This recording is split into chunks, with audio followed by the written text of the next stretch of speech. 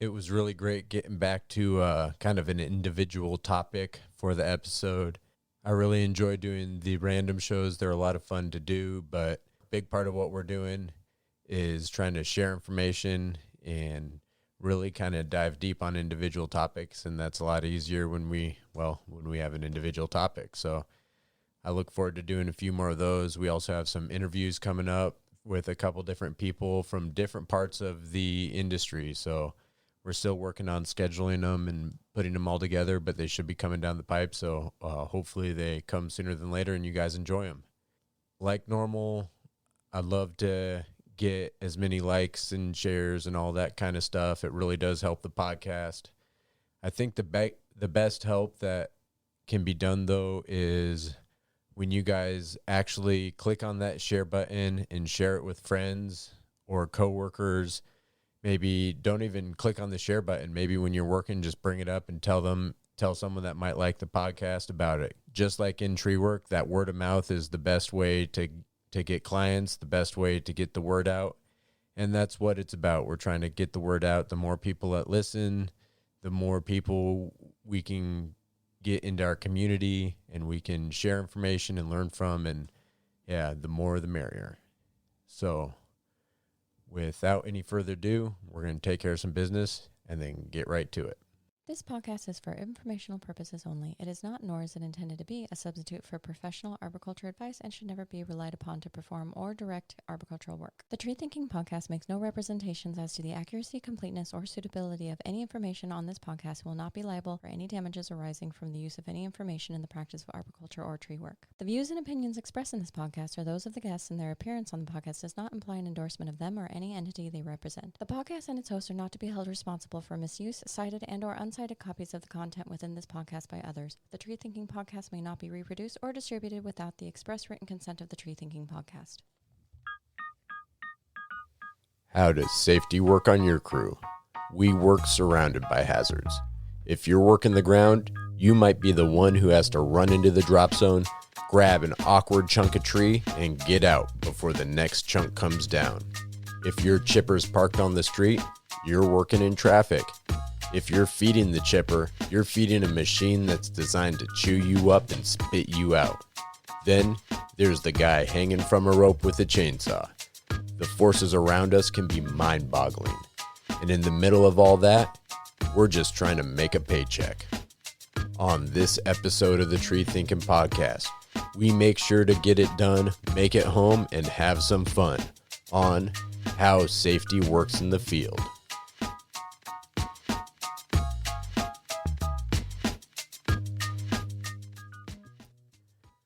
All right. It's good to be back in the studio, even if it's kind of hot. We just got back not just, but the last episode we recorded was at the coast. And so that was a blast. This week we'll be talking a little bit about safety, but before I get into that too much, I'm Andrew. I'm Rob. Jamie. Becca? It's Corey.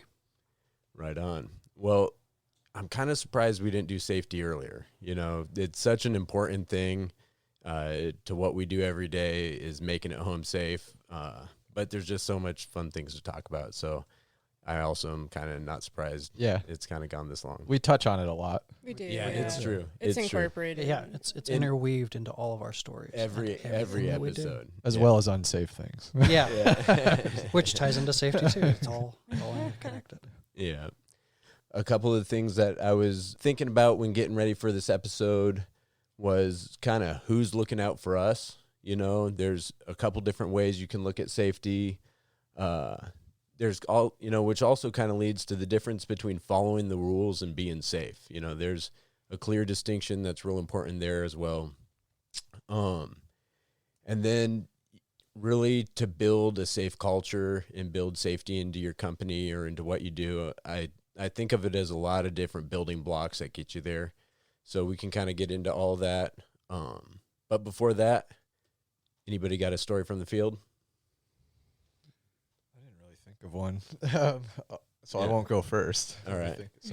Well, I mean, I don't know if it's a story from the field, but it was pretty awesome. Today's Hawaiian Shirt Friday. Hawaiian shirt. That is definitely So- straight from the field. Yeah, if you're watching, you might see right now we got Hawaiian shirts on because well, I can't say we're starting a new thing because at Sperry, me and Rob did it a long time ago.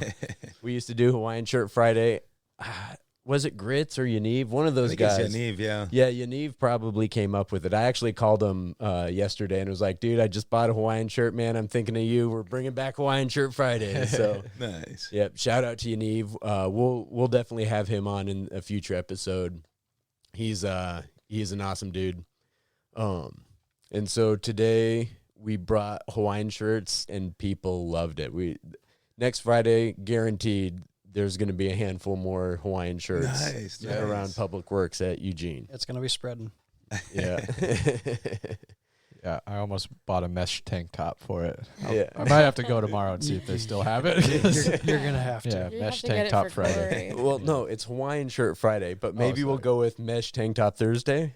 Sounds Yeah. good. Well, you can wear the mesh tank top under the Hawaiian shirt. Yeah, I guess why limit yourself? Yeah. You know. So this is about safety, and one thing maybe the Hawaiian shirts do is you guys usually wear those like kind of thick high vis shirts, Yeah. maybe long sleeve. Polyester. It's gonna keep you cool, comfortable out in these like hot Yeah. summer months. I felt so good climbing in a Hawaiian shirt Yeah. today. It adds a smile to your Friday. I mean, can honestly say I've never climbed a tree in a Hawaiian shirt, but it's next level. I'm gonna have It to. was, Yeah. I had never climbed a shirt in a Hawaiian shirt before today either. So, Yeah. That, and you guys had because yeah, I have before, but I had forgotten the amazing that is climbing a tree in a Hawaiian shirt. So highly recommended. A matter of fact, do it. Go to Goodwill secondhand store, go out there, get a Hawaiian shirt, and take a picture of yourself in a tree working with a Hawaiian shirt, and tag the Tree Thinking social media in your picture. I want to see people out there on the Tree Thinking field crew in Hawaiian shirts. I would love to. That would just make my day to see other people that would be wearing so, Hawaiian shirts doing their that would thing. be so great. It has to be a Friday though. Hawaiian shirt Yeah, Friday. it's Hawaiian Shirt Hawaiian Friday. shirt Friday. It's an international movement starting right here, right now. Wow. Well, it's already a thing. I A matter of thought- fact, yeah. We're just co-opting it. That's all. yeah, we're co-opting it. You can get online and you can get type 2 high vis Hawaiian shirts. wow. Yeah, so Can you really? oh yeah, Yeah. 100%. Wow. I remember looking at high vis flannels when I was working at the city online, like searching for those. Oh man. Oh, yeah, well, that might when winter when months winter hit, hits, yeah. we might have to do something different. Yeah. Yeah, we might Mhm. Friday flannels. Yeah. Nice, Ooh. nice. There we go. Maybe that's my next business venture. Yeah. High vis clothing. Yeah. Utility that's fashionable. Yeah. Yeah. Bringing safety into the day to day. Yeah. Yep. All right. Anybody? So I guess I have one. Okay. I was like sitting here thinking I silky checked myself 2 times on Wednesday, Oh. which was just poor form. But it was quite a hot day, and it was like a little bit longer than we have been working because of the heat. And I was just like, I wanted to just be done so I could go take an ice cold bath and eat a popsicle. So yeah, I got myself in the thumb. It's not that bad, but it reminded me of like one time it was pretty bad. I got right on the knuckle on my middle Yeah. finger, like right here. Yeah. Which finger is it? Is this Oh, one? that one. Okay. Yeah. Take a good look. Show Corey again. Corey's seen it a lot. Throughout the night, we might have to have you remind Corey of that. Yeah, Corey, safety first. Safety first. Safety first. Don't knuckle. It's check. her middle finger for Yeah. you listeners. Right. It's her pinky. Yeah. Yeah. So anyways, but it and it was kind of like pretty gnarly. It didn't, how, I don't know. I feel like everyone has a silky thing go down at least once, and they're just like, wow, it doesn't hurt, but like that's an awful lot of blood. Mhm. And it's like, yeah. So I bailed. I was printing an apple tree when I got the one on my middle finger. And I just like bailed out, went to the truck immediately, and I was like, asked my boss, I'm like, do you have any super glue? And he looks at my hand, it's just like blood gushing, like Oh, a Quentin man. Tarantino movie, and he's just Oh. like, mm-mm. He's like, all right. that's a problem. Like, we're going to fix that right now. So, anyways, we ended up, that's okay. It's really boring.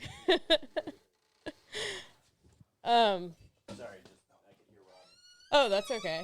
I could hear Rob too, but I was talking, damn it. I'm still listening. I'm still listening. I kidding. promise. It's fine. Anyways, I asked for some super glue, and instead he was all like being medical and like getting me Band-Aids and shit, and like trying to like, you know, like Super some- glue's medical. yeah. And I just like was wanting to work through it and finish. And the reason that this happened too is because I felt like a time pressure suddenly. So I was like working really fast, and it was just typical, like, you know, hand with the saw crossing over the hand holding the branch, and just like nicked it pretty bad. There's a cool scar there now. Looks like a lightning bolt. That one? Okay. Yeah. I see it. It's on my middle finger, Rob. I don't know if you remember. I'm figuring it out. he's putting it together. Anyways, I was wanting to work through it, but then, you know, as I was getting bandaged, and like he was making it seem like he's like, it's a weird place for stitches, but if you need stitches, you should go get stitches, yada yada yada. And that's when I started like kind of feeling a little lightheaded, because I guess I'd like lost enough blood that it was like a problem. Yeah, those saws are sharp. Yeah. Well, it's just Visceral. yeah, just the tip. But anyways, my point in telling the story, and then so he like gave me some CBD soda and told me to go home, which I was pissed about, because I'm like, it doesn't even hurt, like I'm fine. And then I was like, oh, actually, I'm pretty dizzy. Oh no. And like I should probably just like elevate or whatever you're supposed to, you know. But the reason that I'm telling this story and that it's safety related is because it's such a small cut. It's so easy to make that mistake, and it bleeds so much. Yeah. Yeah. Like And- every time. And a small cut like that, if you get it on the right spot, you can hit a tendon, and that's Exactly. Oh, on the over. joints, on the finger joints, if Yeah. you get that silky bite or a hawthorn thorn or something right too. on that joint, oh, that'll cause. I know we talked about climbing arbor's incident database on a recent episode. Oh yeah. Yeah. Our first one at the coast, and he had Dan has a story that he posted on there of a silky bite, and he actually, I believe he had to get surgery because Oh, hit wow. a tendon. yeah. Yeah, it's and I was worried about that with this too, because I couldn't bend this finger for quite some time, and I still like, it's like there might have been a small amount of nerve damage. I don't know, but yeah, but it's just a really common thing, and it can kind of. Thankfully, I didn't need stitches or surgery. Yeah. But it was nar, and I, you know, thought, I'm like, oh, that's the kind of mistake you only make one time, and I did it twice in one day on Wednesday. Jeez. Oh, Wow. Not that bad, not as bad as this, but Not as bad as that. you know, it's almost guaranteed when you get a new saw that you're going to get yourself, you know, not necessarily to the point where you need stitches or till you're bleeding that much, right. but you're going to get a little tap and be like, oh yeah, God Yeah. damn it. A You new know? silky blade demands a blood sacrifice. Exactly.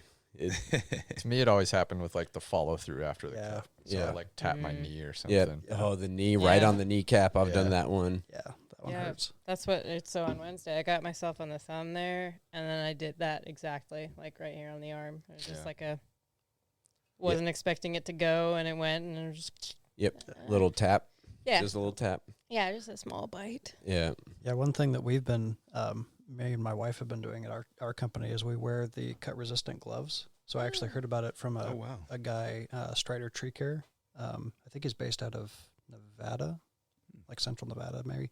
Anyway, he says he's been using these Milwaukee cut-resistant gloves, and they work great. I mean, I haven't like actually tested them, but I've like, you know, worn out gloves and stuff after I've worn them for a Interesting. little while. I'll like try to cut through them with a silky, and it holds up pretty well. Wow. A lot better than the little Atlas ones that are just melt the second you touch them with a silky. Yeah, those are not Yeah. cut No, resistant. not at all. even, not even remotely. They're barely like moving resistant. Barely. Well, They fit really nicely. They do. Yeah. Yeah.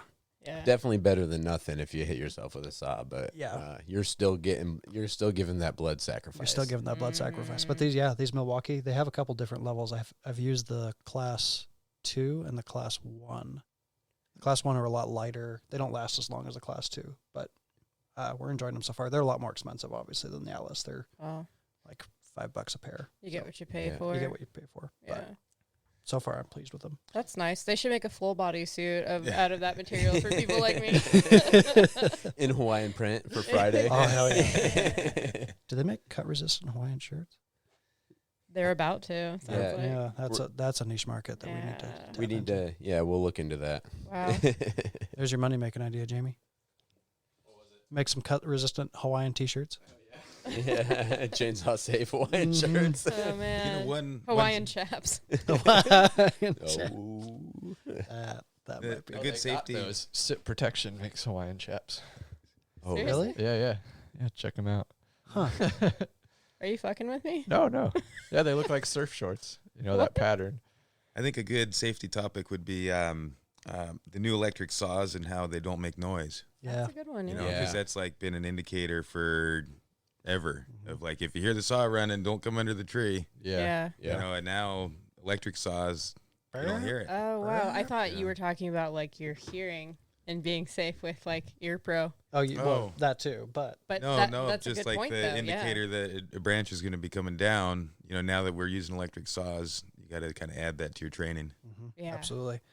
Yeah, the nice thing about the Sennas is I can pretty much always hear, like when Andrew or Mm-hmm. somebody else is using the electric saw up in the tree, because we have the Sennas right there. But I'd be curious to know what, because I've never really been on the ground without like headphone communication to hear a saw running up in the electric saw. Yeah, and to think about it, I haven't either. Yeah, but I'll have to ask Amanda about that, because that's what we do pretty much every weekend. So Yeah, we were climbing some big trees. Grits was doing like, he climbed like a probably 180 foot fir. nice. And then I did a couple 150 footers, and we were talking all day long, literally. I mean, every single cut, it was just amazing, and it ceases to amaze me how much the Sennas make a difference, and you're not yelling and screaming, and just the tone of the job and the whole nine Oh, yards. from Yeah. a safety perspective, the Sennas are so key. It's not even comparable. It makes a big difference for sure. Yeah. There we are. There you go. It's a game changer for safety on many levels. Yeah. It's probably one of the single most kind of easiest things that you can do to improve your safety. Easy, Yeah. not cheap. Yeah. Well, I mean, $150. I mean, if you Is if relative to tree gear. Yeah. what people I guess it's invest not. into safety is a lot with safety meetings and with all that over time. It adds up. It is. It's not cheap. It's not cheap, but it's Yeah. it's worth every Yeah. penny that you're going to pay on it. Unbelievable. The one thing I have, like, as a maybe a negative comment about the Sennas is that they don't seem like they're fantastic. I love mine. Very, very happy with my purchase. Thank you, Senna. But it doesn't seem like they are like tree work friendly.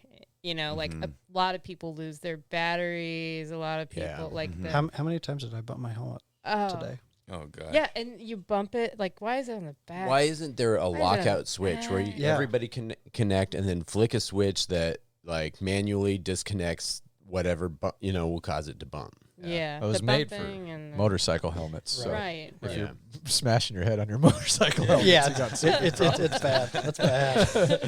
It's a bad like, day. oh, I can't hear my Motley Crue anymore. It's because I fucking crashed. That one got Corey. Fucking Molly. That's what I imagine people. Oh, that brought Corey listen back. to on motorcycle. It's like, oh, I remember my motorcycle. kickstart my heart.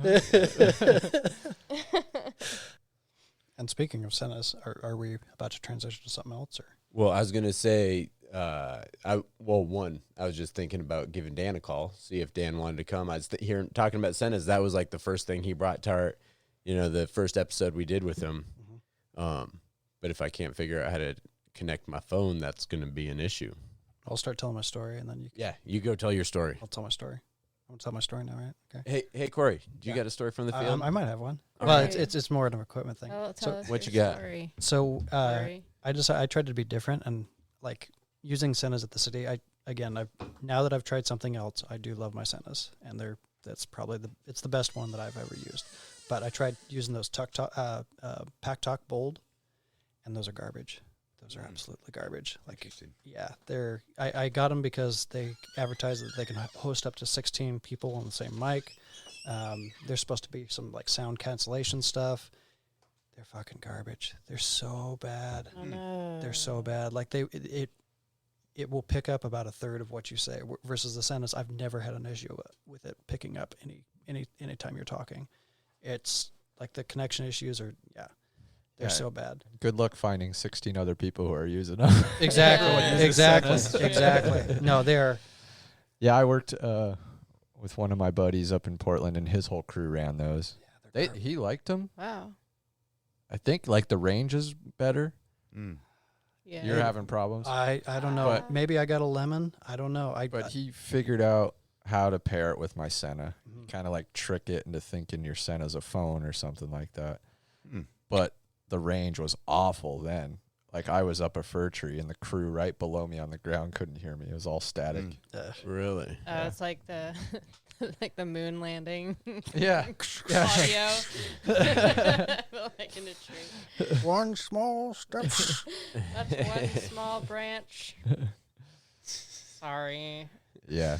Yeah, but Sorry. that's Oh, if anybody is on the fence about what system they want to go with, I can honestly say do not even attempt the Pack Talk Bold. I've had nothing but bad things with it, and Yeah. it's like I've tried running updates on it. I've tried everything, and I'm pulling my hair out with it. I wish I would have just gone with the Senna, but Now, Senna came out with a better one also, like a year ago or something, I think. but it's been a couple years now. I think It's been, it was like, I was like, oh my goodness, the Sennas are on sale. I'm grabbing one now. And I bought it, and it's like, yeah, they're on sale because we're about to upgrade to a much better. Have any of you guys used the newer version, or? No, not personally. Yeah. A couple people have it on Sperry's crew, and How's it work? Keegan has a couple of them. He's brought it out a couple times. I think the main difference that I'm aware of is that you can pair with more people. Okay. So yeah. you can bring more people into the pairing. That's a big deal. Yeah. and so just to be clear, that newer one is the 4K, right? And then the older ones I'm not are real familiar with it, to be honest with you. okay. I think the newer one is called the 4K, and then the older ones are the S10s. I think Dan has one. I think a when we new were one? doing the job out at the coast, I think I saw a newer one on Dan's hard hat. Well, we're gonna have to ask Dan about it then. All right, well, maybe we should just bring Dan in and get his take on safety. How's that for a segue, guys? Well done. It's like Corey's a pro here. Hello, hi. Hey, Dan, how's it going? It's going great, except for I was just watching you guys on Instagram, and then you froze up, and then I messed with it, and then you're gone altogether, and I can't get you back on. Yeah, we're having troubles, and I can't focus on that and do a podcast at the same time, so we aborted mission. Okay, Yeah. okay, so it's not It's something not. I did. You guys say. Yeah. We're trying to figure out this whole. One of the main things, bits of feedback we get is people want to see video of it. So we're trying these different things to get videos, and so far, especially the live video, it's you on the board's case, it's like, oh yeah, it goes live real easy. Do this, do that. It turns out there's a lot of little steps they're not mentioning on that advertisement. Yeah, I know exactly what you're talking about. Yeah. Yeah.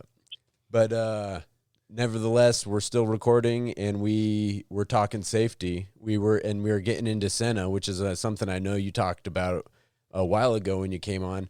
And then when we were working with you this last weekend or a couple weekends ago, did I notice that you had one of the newer Senna devices on your helmet? It's new to me. They change so fast that I don't know if it's the newest one or not. But it was newer than yours. It looks a little fancier than yours. But yours has the two different ways to hook up to people. You have the web or the mesh. That's what it is. The mesh. No, yeah, the older Sennas don't have that, so you must have the newer one. Yeah, we just have the big button on the back that you constantly hit and pray that you're going to connect to somebody. Oh, Maybe this time. yeah, Maybe this time. disconnect or connect to someone. Yeah. Yeah, you have to be okay with failure to work with Sennas, especially those old ones. Yeah. We've been using on this more now. I put mine on. I've actually been listening to the podcast on it. I Nice. discovered that it's so great because, if I'm in a certain situation where there's not a lot of communication and stuff, I'm just trimming away. I put your podcast on. And so talking about trees while I'm in a tree, it's great. Oh, Yeah. Man, that is one of And the. then when, I was just gonna Go say ahead. that's one of my favorite features on the Senna is how you can connect in, and I love it when you connect with another person. You could both listen to the same music or podcast. With the new one, can you do that with more than two people? I don't know. The way mine works is I'm listening until someone wants to talk to me and they turn their Senna on and they connect to me, and then what I'm listening to goes away, and all of a sudden I've got to communicate with people. No, but that's good though, because I don't have to worry about me not hearing something. If they need to tell me something, they're right in my ear. It's kind of cool. Yeah, on mine, if I set it up so I'm listening to something and I then connect with one person, it cuts the music out. But if I hold it down just for like 2 seconds, so not as long as pairing or anything, it'll just go a quick dee and you release then, and then it should bring them in, and that both of you guys can listen to the music. But on the old ones, you can only do that with two people. You can't do it with more. There's lots of ins and outs of the whole thing. It's just like my phone. I'm only using a small percentage of what I could be doing. And I'm convinced that Sennas really are black magic. There is no science behind it. Yeah. So, what are your thoughts on safety, Dan? What comes to your mind when you think about safety in the field? Well, lots of stuff I've said before, but we had a little mishap today, so we might as well talk about that. We have a bucket, and it's I don't know if you're familiar with the squirt type of bucket. It squirts out. They call it a squirt. No, it sounds real official, but There's something wrong with that. It'll kind of shrink or expand. Like, is it like like the boom arm is like inside a sleeve and it'll expand from there? Is that, or is it the one? Yeah, just shoots straight out. You can lift it up and down, and then one section would just shoot straight out. Gotcha. Okay, it doesn't go really tall. So it's more like the genie lifts then. It's like our little bucket. Yeah, just genie lifts squirt straight out. Yeah, and so it's super handy. The bucket, it doesn't go over center. So the bucket is allowed to rotate, so you can rotate the bucket around the end of it, which is nice for pruning. You're not pruning over the controls anytime. And it has a small knuckle at the base, so it goes up like 5-6 feet or something like that at the knuckle, and then the rest is a squirt out. So it only goes to about 40 feet. It's small, but super handy because you don't have a huge knuckle behind you, hitting branches and stuff, and you just shoot squirt out. Anyway, one of my employees was using it, and she's not that familiar with the ins and outs of it. And I left it in the truck, and I thought she knew that it is possible to hit the cab with the boom. You can go low enough that you can crush the top of the cab. A lot of safety devices don't allow you to do certain things, right? Then you would think that this wouldn't allow you to crush its own self, but you can. And so she did. Oh, man. So there's no steel frame around the top of the cab? No, there's no steel frame over the roof because it's so tight there that there's no room for a steel Oh. frame. You know, when it's all buckled down, there's only like 2 inches Oh, wow. between that and the roof. Yep. And there's dents on the roof. I bought it used, and there's all these big dents. The door doesn't close quite right. Well, just other people have done it, you know. That's a truck But with character. Yeah, she busted out the rear window. I think it put enough pressure on it to the rear window. And I come back with the chip truck, and she comes up to me with her eyes are big as saucers. We've got a problem. And I'm like, oh no, you know, oh my God, what happened? Someone hurt, or you know? And then I busted the window, and I was like so relieved, like, oh, okay, great. Bust the window, no problem. Yeah. Oh wow, we've got a bucket that sounds exactly like that, and it really is handy. We use it. We have a big bucket and the little bucket, and there's a lot of trees that the big bucket won't actually, like if you're right underneath the canopy, the big bucket you can't get up into it, but this one you really can. You can sneak into those little areas that the bigger buckets can't get into. Big, you know, you can still go high with your big one, and then you can get the little. Yeah, it's really nice. Well, and you know, it's interesting because with buckets, there's a lot of safety things that aren't issues if you don't have a bucket. You know, like watching that back knuckle on a big boom truck. You know, that thing can kind of get away from you if you're so focused on what you're doing. You know, you got to watch that back knuckle, or like, you know, with your story, you got to understand if you're coming down. I mean, at the city, we got a big bucket, and it's got the cage, but there's some spots where the ladder where you climb up, there's some handholds that are bent because one of the guys that used to be on the crew wasn't really aware of where those were, and, you know, just kind of boomed over into those handholds. They used to be straight. Yeah, they used to be straight. Or even if you're, you know, I've been in situations where I was working down lower and lower and lower, and you could get low enough so you could hit someone. Yeah. And I've heard stories of people lowering a bucket onto a coworker and really hurting them, like breaking their neck type of stuff.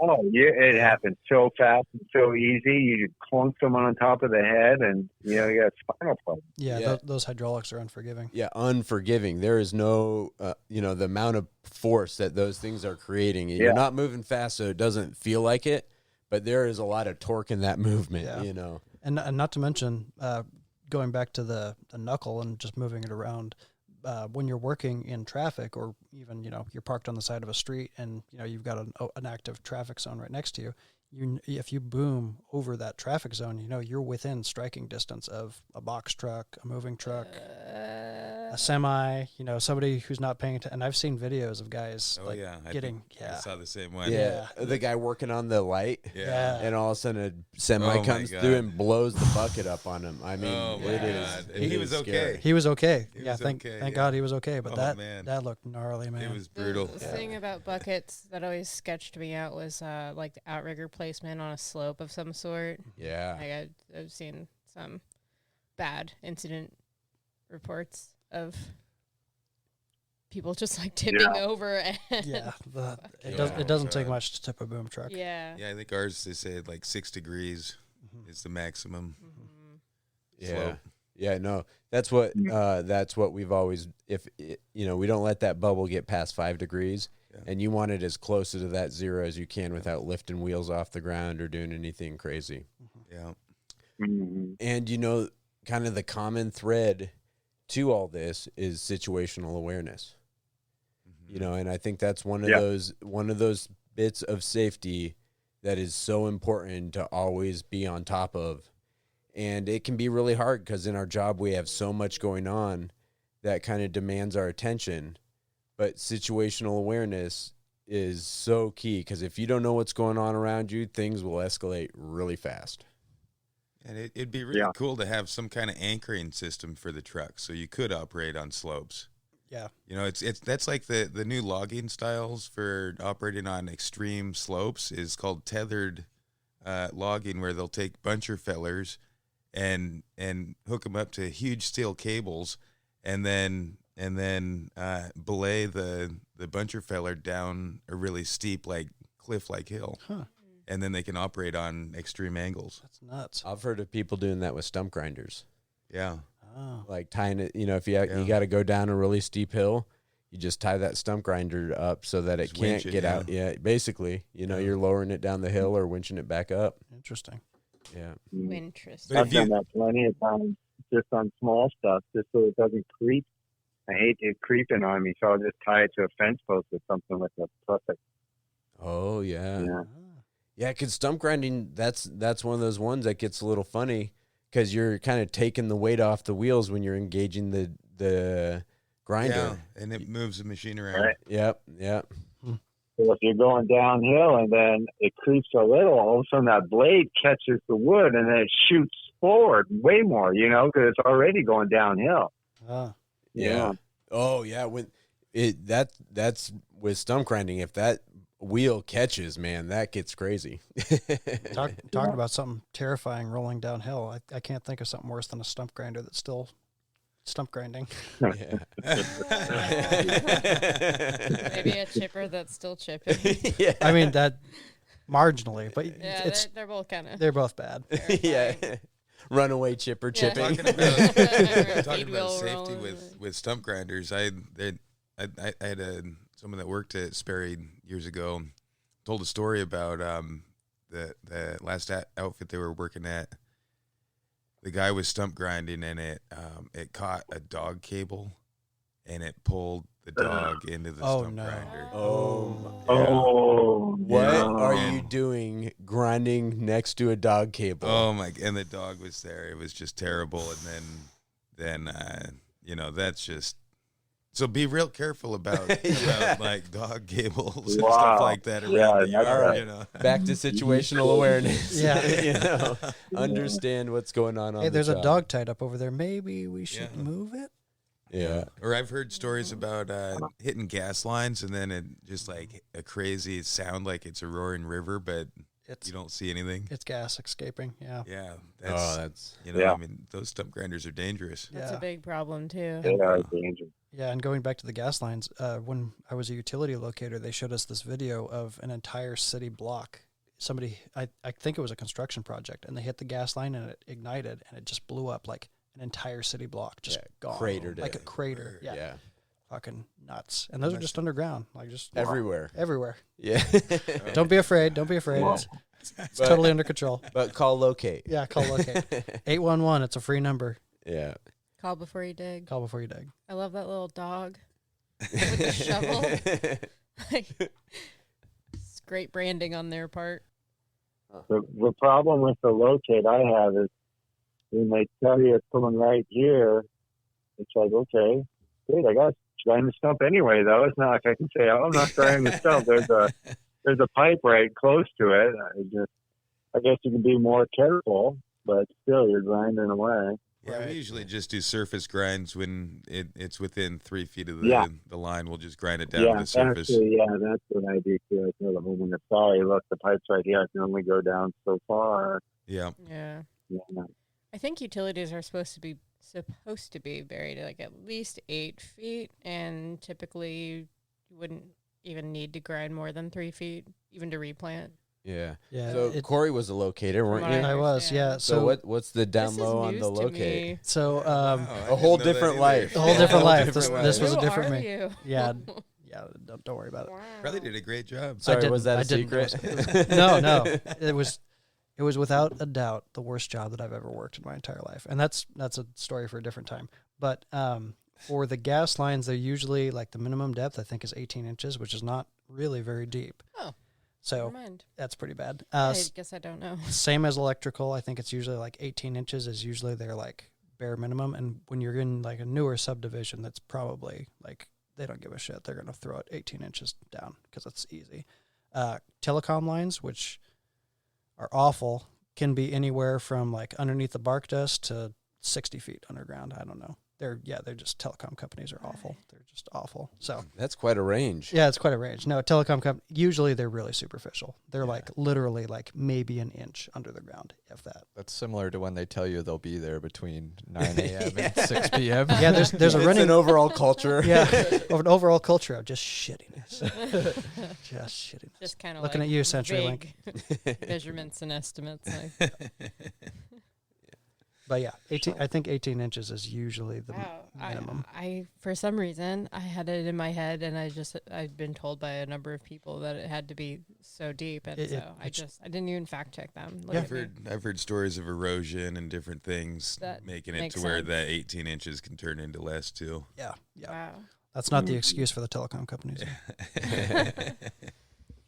So, Dan, what are some of your thoughts on building a safety culture? Because I think most of the problems are solved not by, getting on someone's case for an individual incident, but it's kind of getting ahead of it and building an overall culture in a business. Yeah.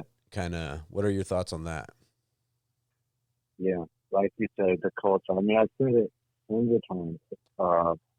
Like with the, from the top down, from the bid, or whatever you call it, the person selling the work, how much money they put on, so that there's enough, so you have enough time to be able to do it right.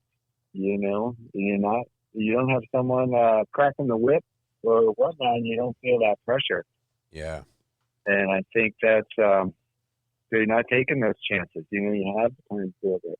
And then it's the culture, like you say, like the foreman. The foreman kind of sets, of course, the owner, but the foreman on the job sets rules and makes sure that everybody's not cutting corners to speed things up, or sometimes people cut corners just because they're lazy. Having a foreman that's just like, no, this is the way we do it. We always do it this way, and, do it this way or go somewhere else. Yeah. Yeah. I mean, and I like what you were saying about how it starts in the bid, because that's really, people don't think about that very often, but it's not just putting the money on it, but the bidder kind of sets the tone for what's going to be done, and if it's a big dead Lombardy poplar, and there's not much space, like, don't bid it so the climber has to go way up there. Maybe bid it so that, hey, we can remove this fence and then we can drop bigger pieces right there, kind of understanding what's going to go into the work to make something happen. Or feeling comfortable saying that I don't feel comfortable bidding on that. Yeah. It's not safe. Yeah. Walking away is always, always, always an option. Mm-hmm. Or reserving the right when you do make, draw up your contractor or estimate or whatever, that if at any point it feels sketchy, that you guys reserve the right to back off and not do it. Yeah. Yeah. And, that goes into building the culture of making your crew feel respected. And if your crew feels respected, they're going to be more willing to come to you with a conversation. If they feel like you respect them, then they're going to be a lot more willing, if they get somewhere and they're like, I'm not sure if I can do this. You want them to feel 100% comfortable calling you up and being like, man, this might be more than I can handle. You don't want them being like, oh God, I don't want to call Dan. He's going to be pissed. I'm just going to do it. Right.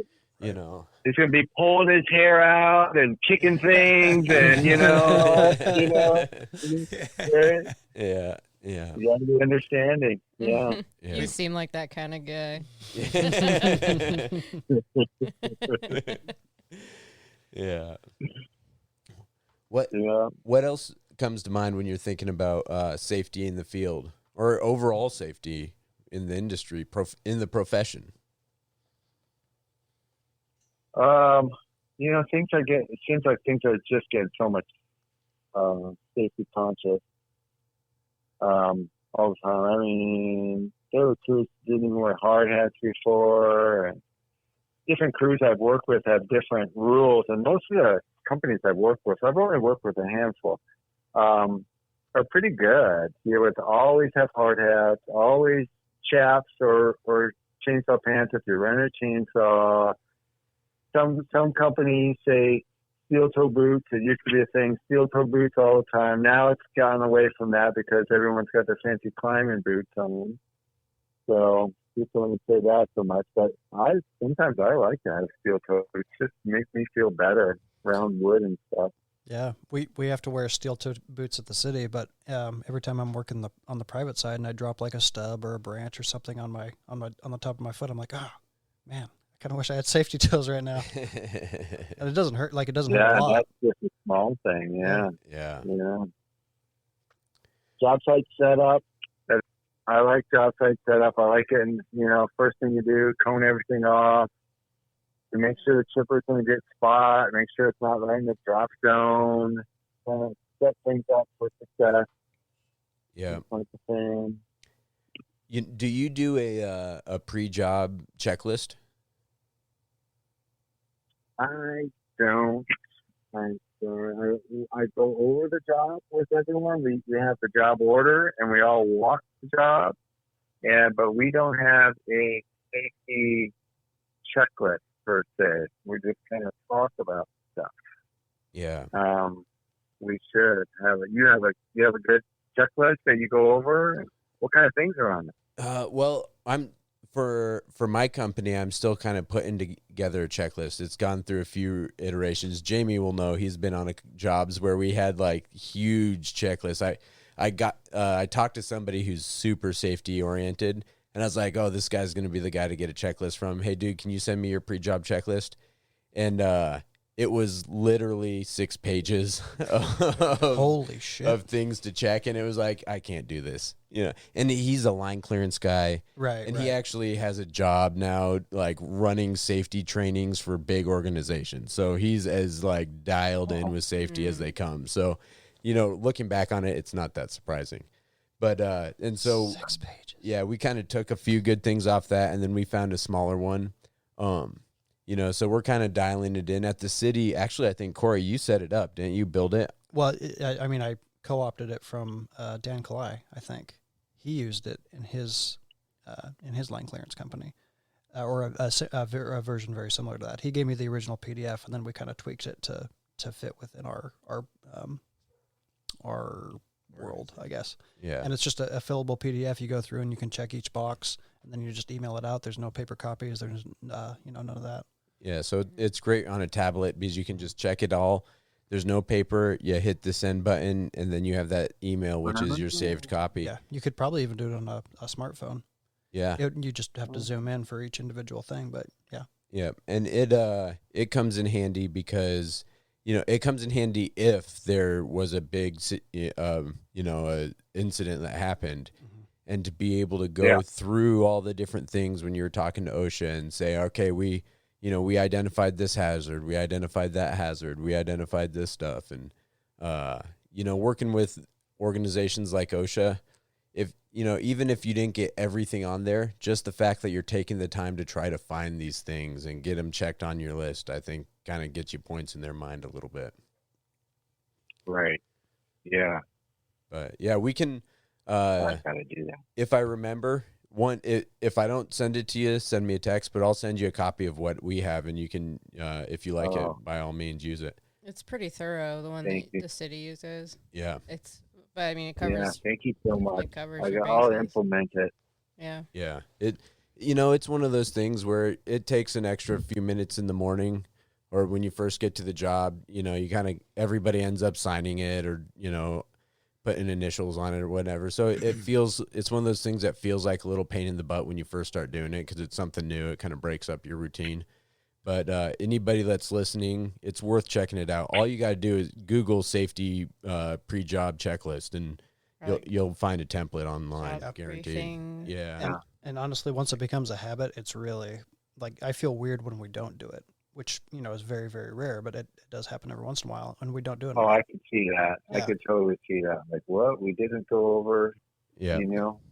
We're already starting, and it's like you get people set. They're like in tune with everything when you do that. And it's a really good opportunity also to do it when you're assigning jobs. If there's multiple things that need to be done, it'll be like, you can go over everything, and then because everybody checks off that they're there, it's kind of like, okay, Rob, you know, checking off you're here, you go get started on that tree. Jamie, you go get started on this thing. And, you know, so you can do that. And the other thing we do is when we're doing that, we assign duties in case there's an aerial rescue situation. So it'll be like, all right, Becca, you're going to be the climber if there's an emergency because Jamie's climbing.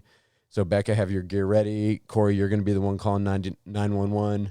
And so it's, you know, thank God we haven't had to use any of that stuff, but I like to think that it helps getting you one step ahead if you had to deal with a horrible situation like that. That way you don't have 4 people calling 911 and, you know, one person maybe fumbling Yeah. around with climbing gear. Yeah. Yeah, So, because it's going to be such a stressful situation if it does happen. Anything you can do to, you know, eliminate some of the confusion that happens is golden. Yeah, Yeah, and a lot of those critical thinking skills like to just go out the window. So if they have preset roles, Exactly. just very digestible pieces that they can do, they can do that. Having the address is really important. Yes. Yep. yeah. Yeah, add that to. Yeah, well, and that's part of what you do. You put your address. You know, we have a line where you put your address, you put the time of day, you put some of that basic information. You know, and I'm not sure if we have the client's name and number on the one that we have at Happy Little Tree Care. I haven't seen it. I know the old one we did, the big one, but we've adjusted a few times, and I only work on the weekends, so it's not something I've spent a lot of time with yet. You know, one thing I haven't heard a lot about is like a job safety check for the bidders to do, for the bidders to be relaying information about hazards. Oh, yeah, that'd be pretty crucial. Yeah.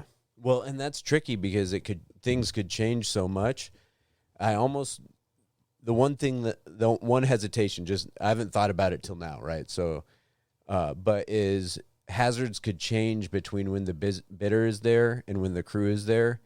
And if the crew started relying on thinking the bidder had already seen the hazards, I could see some complacency in that. Right. In that. But it would be a good heads up, like if you missed it, like if for some reason your climber, when he's given the job briefing beforehand, like he missed it, he'd have that to fall back on from the bidder. So it'd be just like a little prompt as well. Yeah, or it might be some of the, what could be interesting is if somehow you could have the same sheet that the bidder started and then the field crew continued. So the bidder could fill out the phone number, the client's name, maybe if there was some, direction stuff.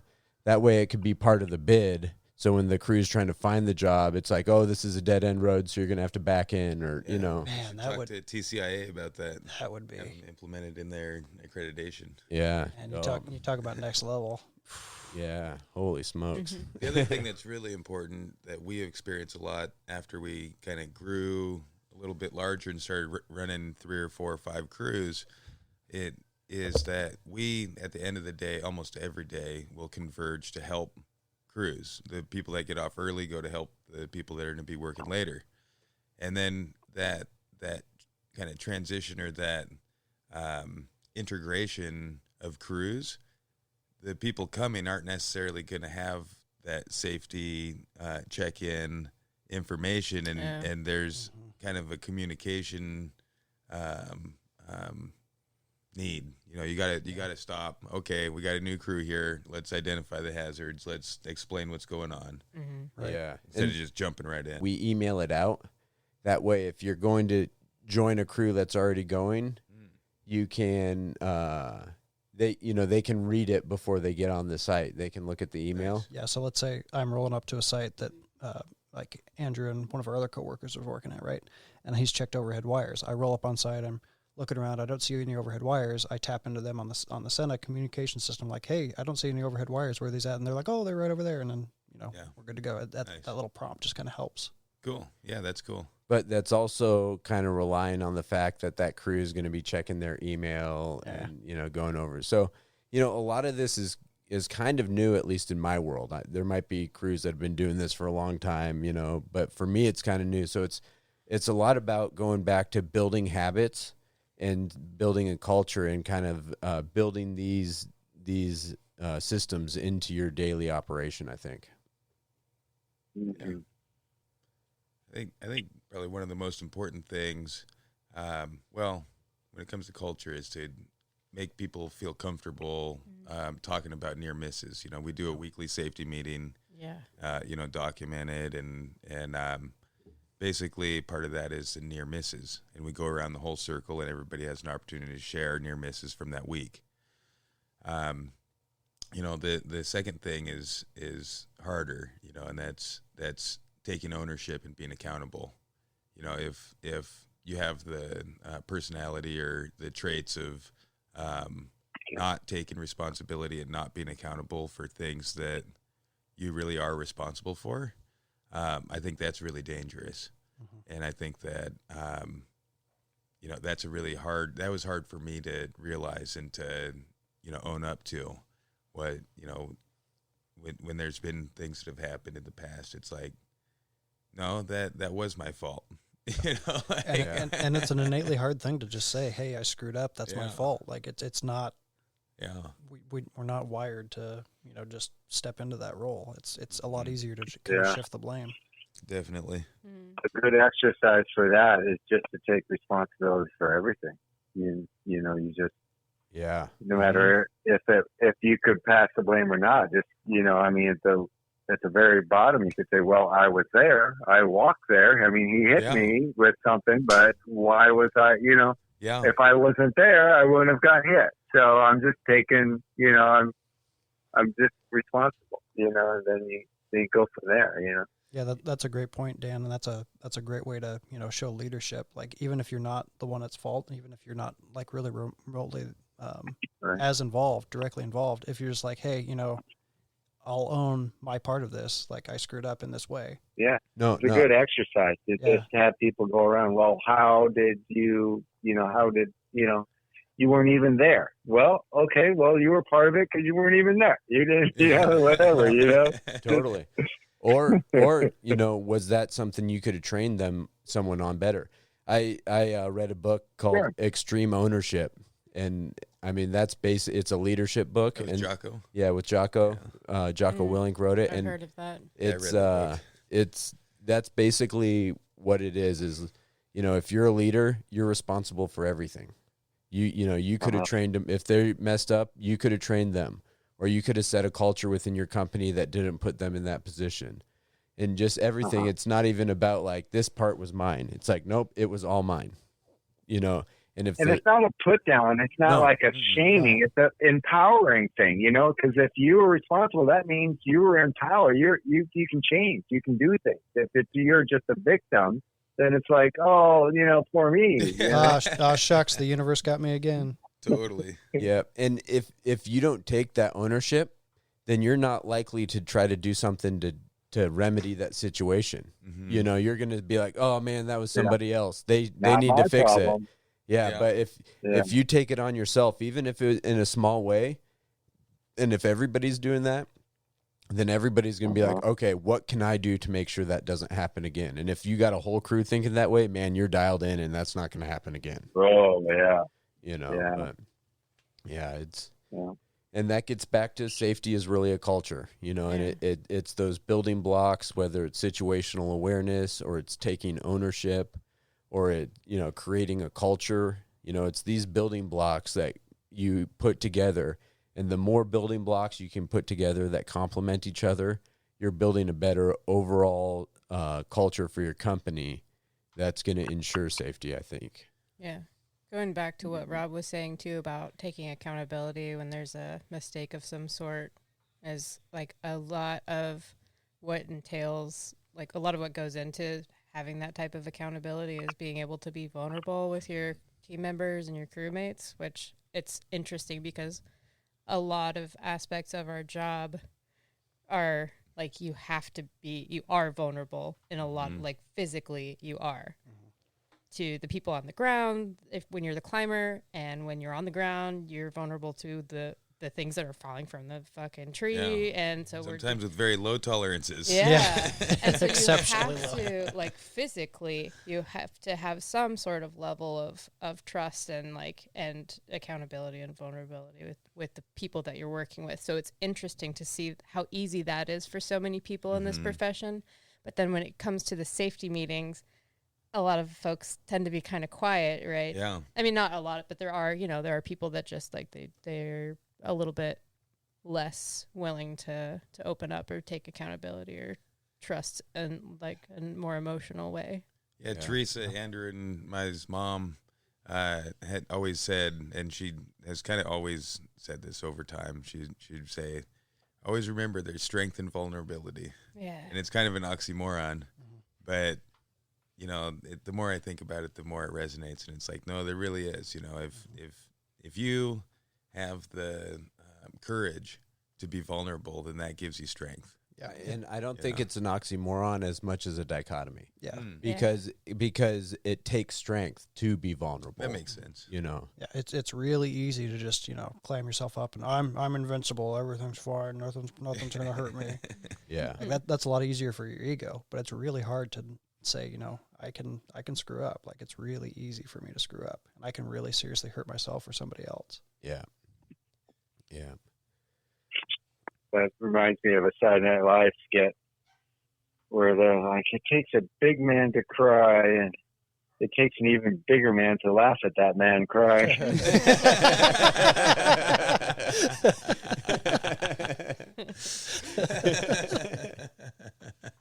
It's terrible. That's a good one. That's hilarious. So, to change the subject a little bit, we talked about it a little bit when we were in Yahat's. I think it was when we were having breakfast on the last day, but Hawaiian Shirt Fridays. Wow. We made it happen today. The Hawaiian shirts came out. except Brad. Whoa. Yep. So Like Hawaiian company shirts? well, Or just We're not for business. Yeah, we're not there We're yet. working. We're working on that. There will be a line. It is a work in process. Yeah. We haven't released Tree Thinking Hawaiian shirts, but we the just us wearing Hawaiian shirt Friday is now a thing. So every Friday we wear Hawaiian shirts to work, just all day. But the idea is wear them to work. Climbing trees with our Hawaiian shirts on, and oh wow! So you guys are all like in aloha attire while even working. yeah, exactly. Hawaiian Shirt Friday. Well, Andrew and Corey are. yeah. We were climbing. We climbed. And a few other people at the city. Okay, there you go. They had a great Okay. response. Yeah. No, guaranteed there's going to I'm be. gonna do that next Friday and send you an Instagram picture or something. Oh Awesome. yeah, just tag Tree Thinking in it. I put out a challenge at the beginning of the episode to get the Hawaiian shirts on. Anybody listening, put on Hawaiian shirts and tag Tree Thinking in the pictures because we want to see the Tree Thinking crew out there in Hawaiian Shirt Fridays. Yeah, we're Great. brand I've got a good one. I'll bet you do, man. That's home court advantage for you. Yeah, I've got a good collection. Yeah. Can you think of anything else Well- before we let you go that you wanted to check in with us about? Hey. Oh, you guys are like tolerant of bad tree jokes, aren't you? Yeah. Oh, we love That's a good bad tree joke. that's what we exclusively deal in. Bad tree jokes. Okay. Can I lay one on you here? No, Okay, without a doubt. Please do. Okay. Let's see. What is a tree's least favorite month? I don't know what. September. Nice. That's great. So that is bringing back That's really the bad tree joke of the week by Dan Oh. Krause. This is only the old school tree thinkers will remember the bad tree joke of the week, and it has now been revived. I'm always going to Nice. refer to September as September from now on. Yeah. September. September. Nice. And That was great. we're heading right And then when into your it. client That's when they're really. client asks you when you can get there to remove this tree, how about September? Trees also hate it because it's so hot and dry for so long. It's like half of the West Coast is on fire. Yeah. That's good. Why are we laughing? That's laughing. It's Well- because it's sad and true. Yeah, All right. it is. Dan, thank you for coming on again, Okay. and thank you for coming out to Yachats. It was an absolute blast getting together. That was yeah. that was such a fun podcast and weekend and everything that we did. We're gonna have to do it again. Yeah, great to see you. Yeah, it was great getting to know you guys out there a bit better. All right. See you guys later. Cool. Cool. Talk I to was you about to later. say I Have a love good one, you, Dan. but see you guys later. See ya. See you, buddy. But- Nice. Yeah, Dan does it again, man. What a legend. September. Right on. Well, yeah, Dan is awesome. We love having Dan on. It was so great having him come out to the first Tree Thinking Hangout, which was a blast. And I know it's not 100% safety related, but I don't know if do we want to tell the story of the takedown? I would think we should stay on safety. Let's make Yeah. them wait. Sorry, guys. Yeah. You're going to have to wait. This is Stay tuned, though. Stay tuned. It's coming up. But yeah, it was great. It was great having Dan out at the coast and hanging out, and that was just good times all around. But we got some more stories to tell about being out at the coast, but I think we're going to save those for a future episode. So stay tuned, and you will hear about the giant hemlock removal that went so smooth that there's no safety topic needed for it. So we're gonna stick with safety topics. Can you guys think of building blocks for, we were talking a little bit about that with Dan, building blocks that kind of help build a safety culture? I think the weekly safety meetings, for one. Yeah. We've started doing that at our job in the past couple of months, and it's really fun. We just meet at the local brew pub, which is not that safe, but it's nice because it kind of it feels like a little treat. But then we have a nice conversation. There's a topic every week, and I don't know. Everyone's kind of encouraged to give some input and tell a story, or and it's been helpful. I like that. I like the idea of people drinking beer after work, and discussing near misses and stuff, because after a beer, you're probably a little more willing to kind of dig in. Yeah. You're kind of like, oh no, I'm with my boss and he's asking me about safety, probably kind of fades away because it's just you and your buddy hanging out at a table. Yeah, it feels really, really natural, and the topics it's not all just be careful when you feed brush through the chipper. It's stuff like, how to relieve tennis elbow, or prevent it, or, mental health and getting enough sleep and stuff like that. That kind of helps you not just for work, but in your day-to-day life, just to be healthier and safer in general. Yeah. TCIA has a tailgate safety meeting book that you can get, and there's a log in the book. You can hand out little tests to everyone. So Canopy, the company I used to work for, we would do that every, I don't remember what day it is. It might have been Monday mornings or something, Tuesday mornings, like that. But yeah, we'd all go through the chapter, or each week one person would be in charge of it. So one person would read the material, learn it, and kind of present it to everyone else. And then everyone kind of did the test together, and it was a cool way to talk about it. But that's a formal, easy one to get. But what we're doing is kind of a little more free form and thinking of cool topics like mental health. That was such a cool one. Yeah.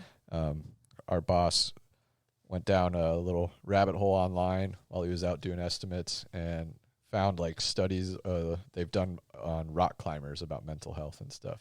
Huh. I mean, totally transfers over, similar stuff. Oh, big time. Yeah, very But interesting. It was basically, the focus was on how climbing, the actual activity of climbing, can help alleviate some symptoms of depression and anxiety and things like that, which, it checks all the boxes, a little bit of physical activity. You get the sense of accomplishment. You feel like you're having this experience that so few people get to have. And it makes a lot of sense. It's a small study from what I remember, but it seemed like that's really cool that people are doing stuff like that. Yeah. And I think it's not just, that's awesome information, but I think it goes back to the building blocks, and by creating that culture of like, hey, we talk about these things. You know, we're going to discuss each other's mental health.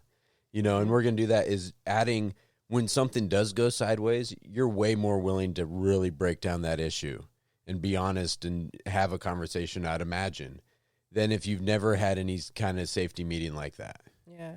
You know, it's building that relationship, is creating a more open lines of communication within that company.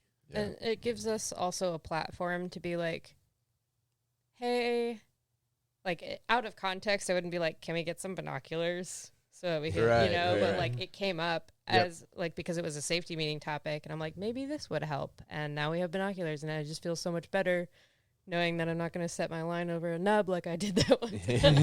We're just looking for like nests and trees and things like that, which actually is how it did come up. Some cool topics, and it's nice to you know, like have everyone be present and attentive and like share ideas and kind of make the whole culture of the company safer and better for everyone. It's pretty Yeah, cool. we keep like getting new stuff. Like we just Yeah. got tiny cones, like these little like tiny like kids soccer cones, you know. So we'll have our work zone set up, you know, but like sometimes clients come out in the backyard or whatever, so we're just gonna like, I don't know, how Cone many off did she the- get? She got 24 Yeah, tiny 24 cones. tiny cones. Tiny so we're just cone. gonna, And they're all our That's work awesome. zones will be They're marked. different shades of like orange and yellow, so we're calling it like a safety sunset.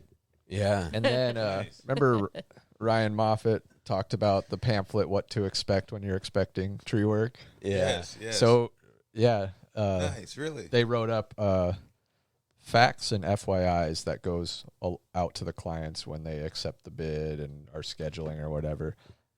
And I read it. I'm like, this is amazing. This is so cool. It's like, Wow, that's cool. have the car moved. If you want to watch, you know, you can do it from a safe distance, Tiny you know, depending on the cones. job. Yeah.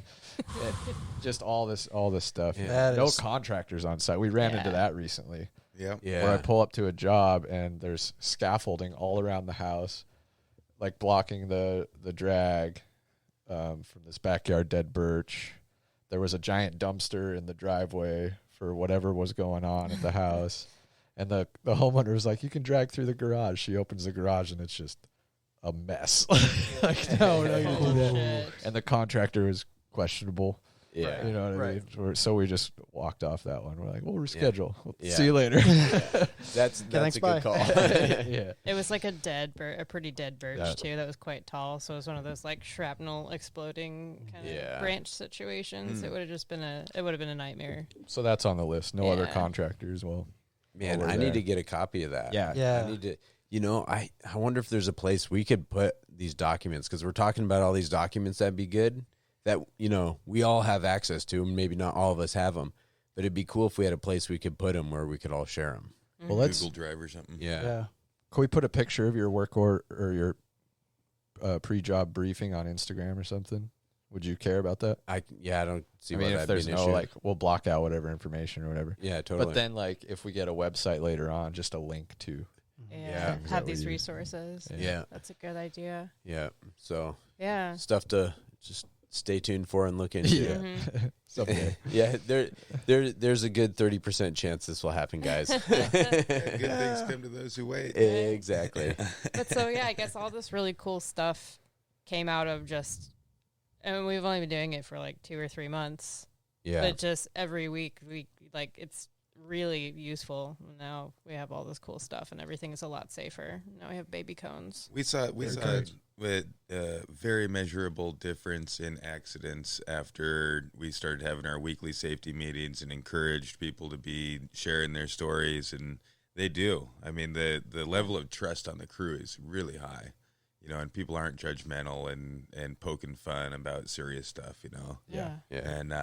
And that 100% made a measurable difference in our you know, basically injuries that you have to report to safe, Well, you know. and I want to bring something up, because you were talking about people poking fun at serious stuff.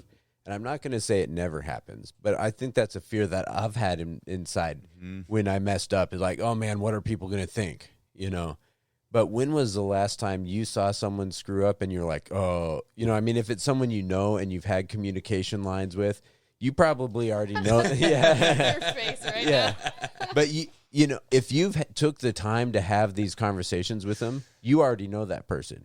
You know if that person's the type of person that's going to be a little, you know, that you might not want to hang out under while they're in the tree, you know. So, like, just by having that open culture will help that. And it kind of makes me think, another note I have here is know your craft.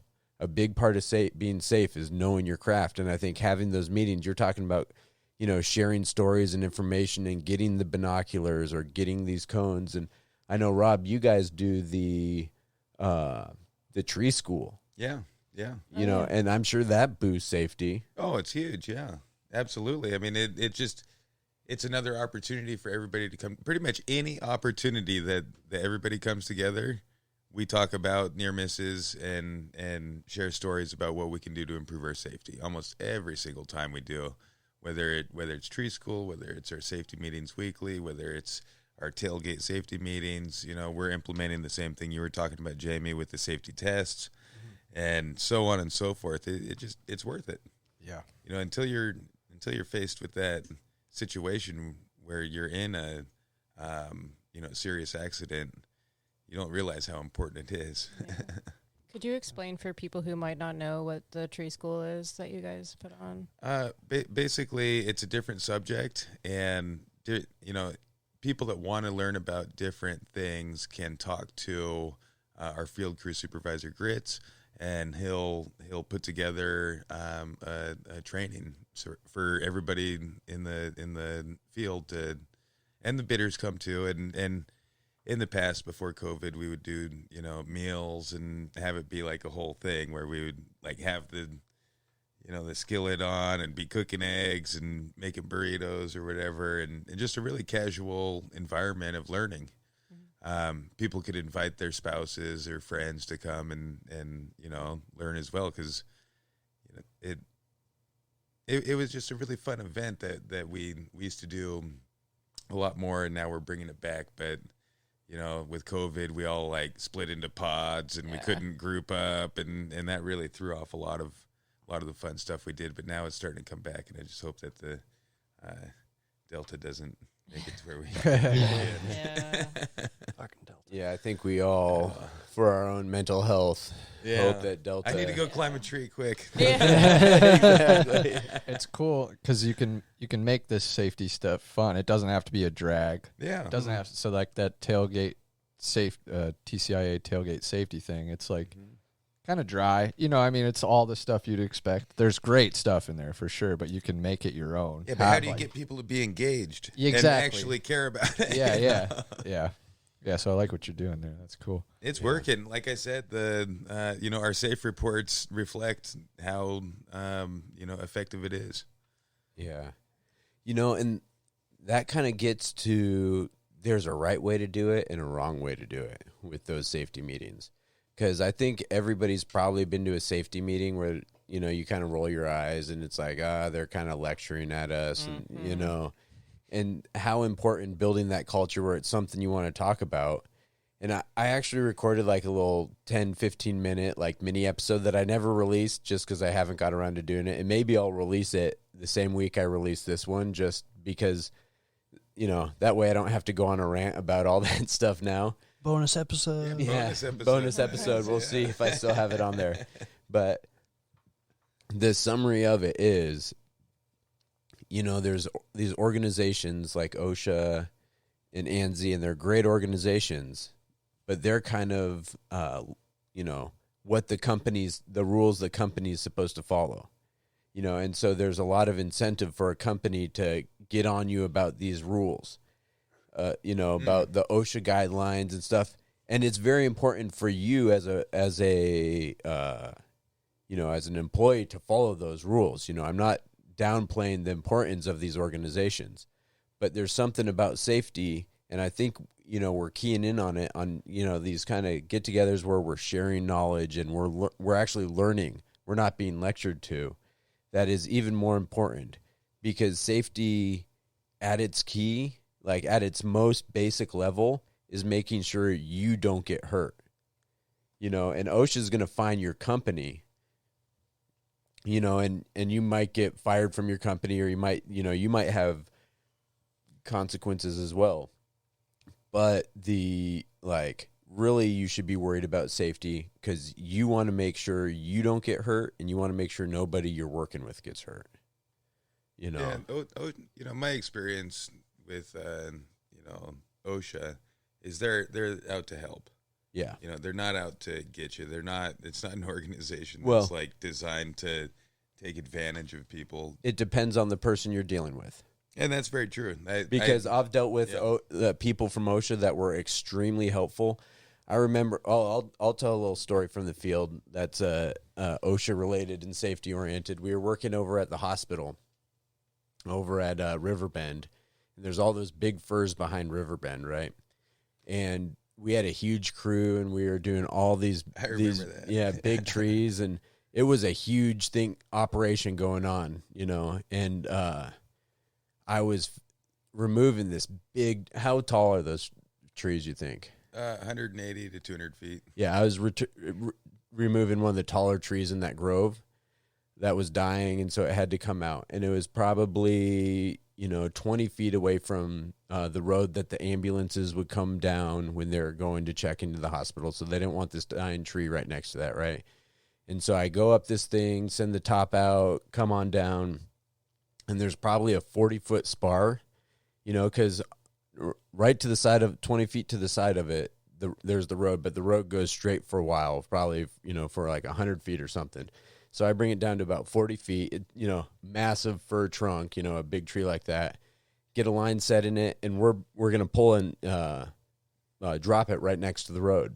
Kind of side to the road, probably 20 feet from it. Yeah, exactly. Side hill to the road. And it's totally a safe situation. There's a slight slope, I think, even going down. So the road is uphill a little, just slightly. It's a tiny bit, but like in a way where there's no way it's rolling into the road. If it fells where we're going, and you're just felling like a spar. So it's going to go where you want to go, so long as you know what you're doing, We got a rope in it. We're pulling it over. And the ambulance road, it kind of right behind the tree, it comes around the corner of the hospital. So you can't see vehicles coming. And this is before centers or anything. And you can't really put a stop sign in front of an ambulance coming into a hospital, right? Wait, there's tree work going on. Exactly. I know you've got a cardiac arrest victim, but tree work. And so I just removed the tree. I'm felling the stump, and I fell this like massive 40-foot fir log right next to the road. And as I'm on my back cut, I'm not looking around. I'm like focusing on what I'm doing. An ambulance comes around the corner and is driving next to that thing as the thing comes over. Horrible optics. Oh, yeah. But there's not much you can do, right? Because, one, I'm running a big saw. No one's yelling at me loud enough, in the moment to stop me. And I'm most of the way through the back cut. By the time it comes around the corner, like you can't just, you can't get it over and hold the trunk up. It's going. And the ambulance just goes right by as it goes boom, And it was like, oh, man, that was crazy. But there was really no danger. If you think about dropping a straight up and down pole, it's 20, it'd have to be pretty far off to go 20 feet out of the way. Yeah. You know what I'm saying? It'd be significant. But the interesting thing about that story is that somebody videotaped Andrew doing that from up in the hospital from like a terrible vantage point where it looked like it was really close. And they sent it to OSHA. And then OSHA came to our job site. Exactly. Yeah. And so because they were they didn't understand this tree's dying. They just saw us removing this tree. Well, what they did is they sent a rep out, and they sat on a bench and watched our operation for like half an hour. It was even longer. He said he was there for like an hour and a half, so 2 hours. He hung out for a long time and watched. And I mean, we had like a major operation going. We probably had like 6 or 7 climbers. I took down a tree. Asa took down a tree. You took down a tree. We all took big trees down that day. Yeah. And the guy watched us do it. He just went to one of the benches by the job site and just sat there and watched us. Yep. And so, then at the end of the day, you went over. well, it wasn't. Right? Didn't you talk to him? Yeah, I didn't go over to him. I had noticed him. You know, if you see someone hanging around for like hours watching you, you kind of like key into what's going on. There's a lot of people around there because it's the hospital. But he goes to one of the guys and is like, "Who's the boss here?" And so they sent him over to me. And I was like, "Hey, how can I help you?" You know, and he's like, "I just want to tell you," he's like, "I'm from OSHA. I'm not going to pull out a badge because the second I pull out a badge, I have to give you a fine for anything I see that's wrong." He's like, "So I'm not going to pull out a badge." He's like, "And you have done 99% of everything right." He's like, "But I want you to know that we got a video sent to us of, you know, and explain what was going on." I was like, Well, it's got to be 2 tree lengths. Yeah, exactly. But he also said, he's like, "I've been thinking about it. There's no way you can close down an ambulance lane. You know, that's illegal." And he's like, "If you're cutting there, I don't want you looking around. I want you focused on what you're doing." You know, This was before Senna's. yeah, exactly. So there's no communication, and we had a rope in it, so we were ensuring it was going. And he's like, "You guys obviously know what you're doing." He's like, "I don't want to fine you. Just be aware of your surroundings. There's somebody watching you." Oh. You know, so that's a situation with OSHA where I was like, right on. Yeah. This guy was here for the right reason, stayed around for a significant amount of time to make sure everything was safe. And he was cool. Yeah, and he was cool. He just determined everything was safe, and he was like, "All right, we're good." We're chill. Yeah, we invited him to come to our shop. We Yeah. called OSHA and was like, "Will you guys come out and let us know if we're doing anything wrong?" Yeah, Cool. we had a And they were like, "Yeah, we'll consultation. come out." And they came out and they just walked around and was like, "Yeah, you should take care of your chemicals here and make sure they're labeled. You should do this or that." And we are like, "Okay, right on, thanks." Like a safety they took audit. off and Yeah. I mean, you develop a good relationship and then things are better. If you're just defensive and Right. kind of bucking their authority, then yeah, they're probably going to exercise it. Right. And so another story with OSHA is one time I was working in someone's front yard. I was removing this big branch off of a tree. I remove it all the way back in. There's one last cut that's probably, 2 foot chunk, and it's right coming off probably 6 feet up on the tree, right? So I'm still in my climbing harness, and I was like getting ready to cut it. But with where the lanyard was and where the tying point was, I was like, this is just kind of awkward. And I just brought myself to the ground and standing on the ground made the cut. Still tied in. Yes, I was still fully in my climbing gear, still tied in, but I was standing on the ground. I might have still been lanyarded in, to be honest. I have no idea. Right. It was just like, why am I doing this here when I could go down, 6 inches or a foot and have 2 feet on the ground and be stable while I make this cut? Make the cut. This person it was when the new H2 Hummers had just come out. This lady, I'm not joking, in an H2 Hummer with the like ballerist 20-inch rims on it. 22s. 22, yeah. Just like them rap videos. Dubs. Yeah, some dubs. Yeah, rolling on dubs. Deuce. Yeah, for the story, I'll say she dropped the hydraulics down. No, there was no hydraulics, but honestly, it was a brand new H2 Hummer when it was the first year they were out. One of the first ones I saw in real life with big 20-inch or 22 or whatever rims. You're like, oh shit, it's the FBI. It's the Yeah, tinted windows. I was like, comes out with a clipboard, Uh-oh. and she's from OSHA. She's like, And she says, "Oh, you didn't have chaps on when you're making that cut," and she gave me a fine. I was like, but I was still tied in. I figured it'd be safer to be on the ground. Yep, you should have went and got chaps. And it's like, 2 feet on the ground. yeah, you're touching the ground. And by the letter of the law, she was right. And it was like, are you serious? Like, She's and like, how do you think I got this Hummer? And that was the first thing that went through my mind. Do you have a Hummer? Yeah, See those exactly. rims? Yeah, See don't this argue ice? with the dubs. Those are not cheap. Yeah. But and so most people, I accept their bribe. yeah. So that's the other side of it, So it's not Yeah. that OSHA is good or bad. Hey, I work for a big municipality. You never know who you're going to run into. Everybody that works at these places are all people, and everybody has good days and bad days, right? And it is best to follow the rule. I should have, if I was going to put my feet on the ground, I should have put chaps on. And you better believe in the future when I was in similar situations, that's what I did. It's Well, so interesting. I feel like the rules that OSHA make are similar to like the speed limit. Yeah, it's like Like, yeah, you should follow the speed recommended. limit. Like, yeah, it's probably a good idea. Yeah. But if your like wife is in labor, you should probably break the speed limit. Yeah. That being said, There's Probably- a time and a place for everything. that you being know? said, if you're going to break those rules, understand that there could be consequences. Oh, yeah. And Yeah. if there are, you're the one in the wrong. Yeah, like you Right. got pulled over 100%, for you're gonna going have to 30 be miles an accountable. hour and Yeah, 25. exactly. You're like, sorry, officer, my wife is in labor. He's like, sorry. Yeah. You're going to have to wait here for a little Yeah. while while I Let's- get back to my car. Yeah. You, You're going you, downtown. you sound a little drunk. Let's just field Yeah. sobriety test here. I'm going to need some backup down here. And that's We gotta- how I was born in a car. Police officer delivered me. This, Oh, God. this is interesting. Like what? Not necessary to wear chaps or chainsaw pants when you're climbing, Interesting. Yeah, Yeah. I always You know? wondered that. but Seems you more have to do it on the dangerous. ground Yeah. when you're like nice stable footing and stuff. And I wear chainsaw pants basically every day. I didn't today on our climb, and it feels weird. I feel more vulnerable Feel naked. because Oh, I hate it. Well, you are. Yeah. Oh, absolutely. Yeah. But it's such a weird, like, why hasn't that been changed?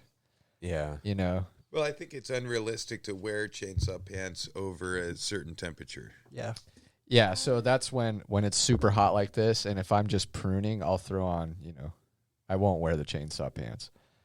But most every day I'm wearing. I feel like them. 80 degrees Yeah. is like the. But it cloggers- depends on cloggers, what to you're. be Yeah, honest, cloggers are different. Cloggers Yeah, the cloggers are are pretty so light. damn nice. Yeah. They really are. They're also relatively new, though. So I think it's a case of like the laws haven't caught up with the current technology Yeah. because it takes a long time for stuff to kind of catch up, you know? Yeah. I think that's what it is. Yeah. Is Maybe. I mean, I've got some dedicated chainsaw pants people like yourself that work at Sperry.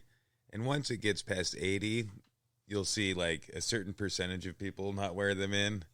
And once it's over 90, you'll see the rest of them not wear them. Yeah. Yeah. So I'll look at the calendar. I'll be like, okay, it's just a pruning day.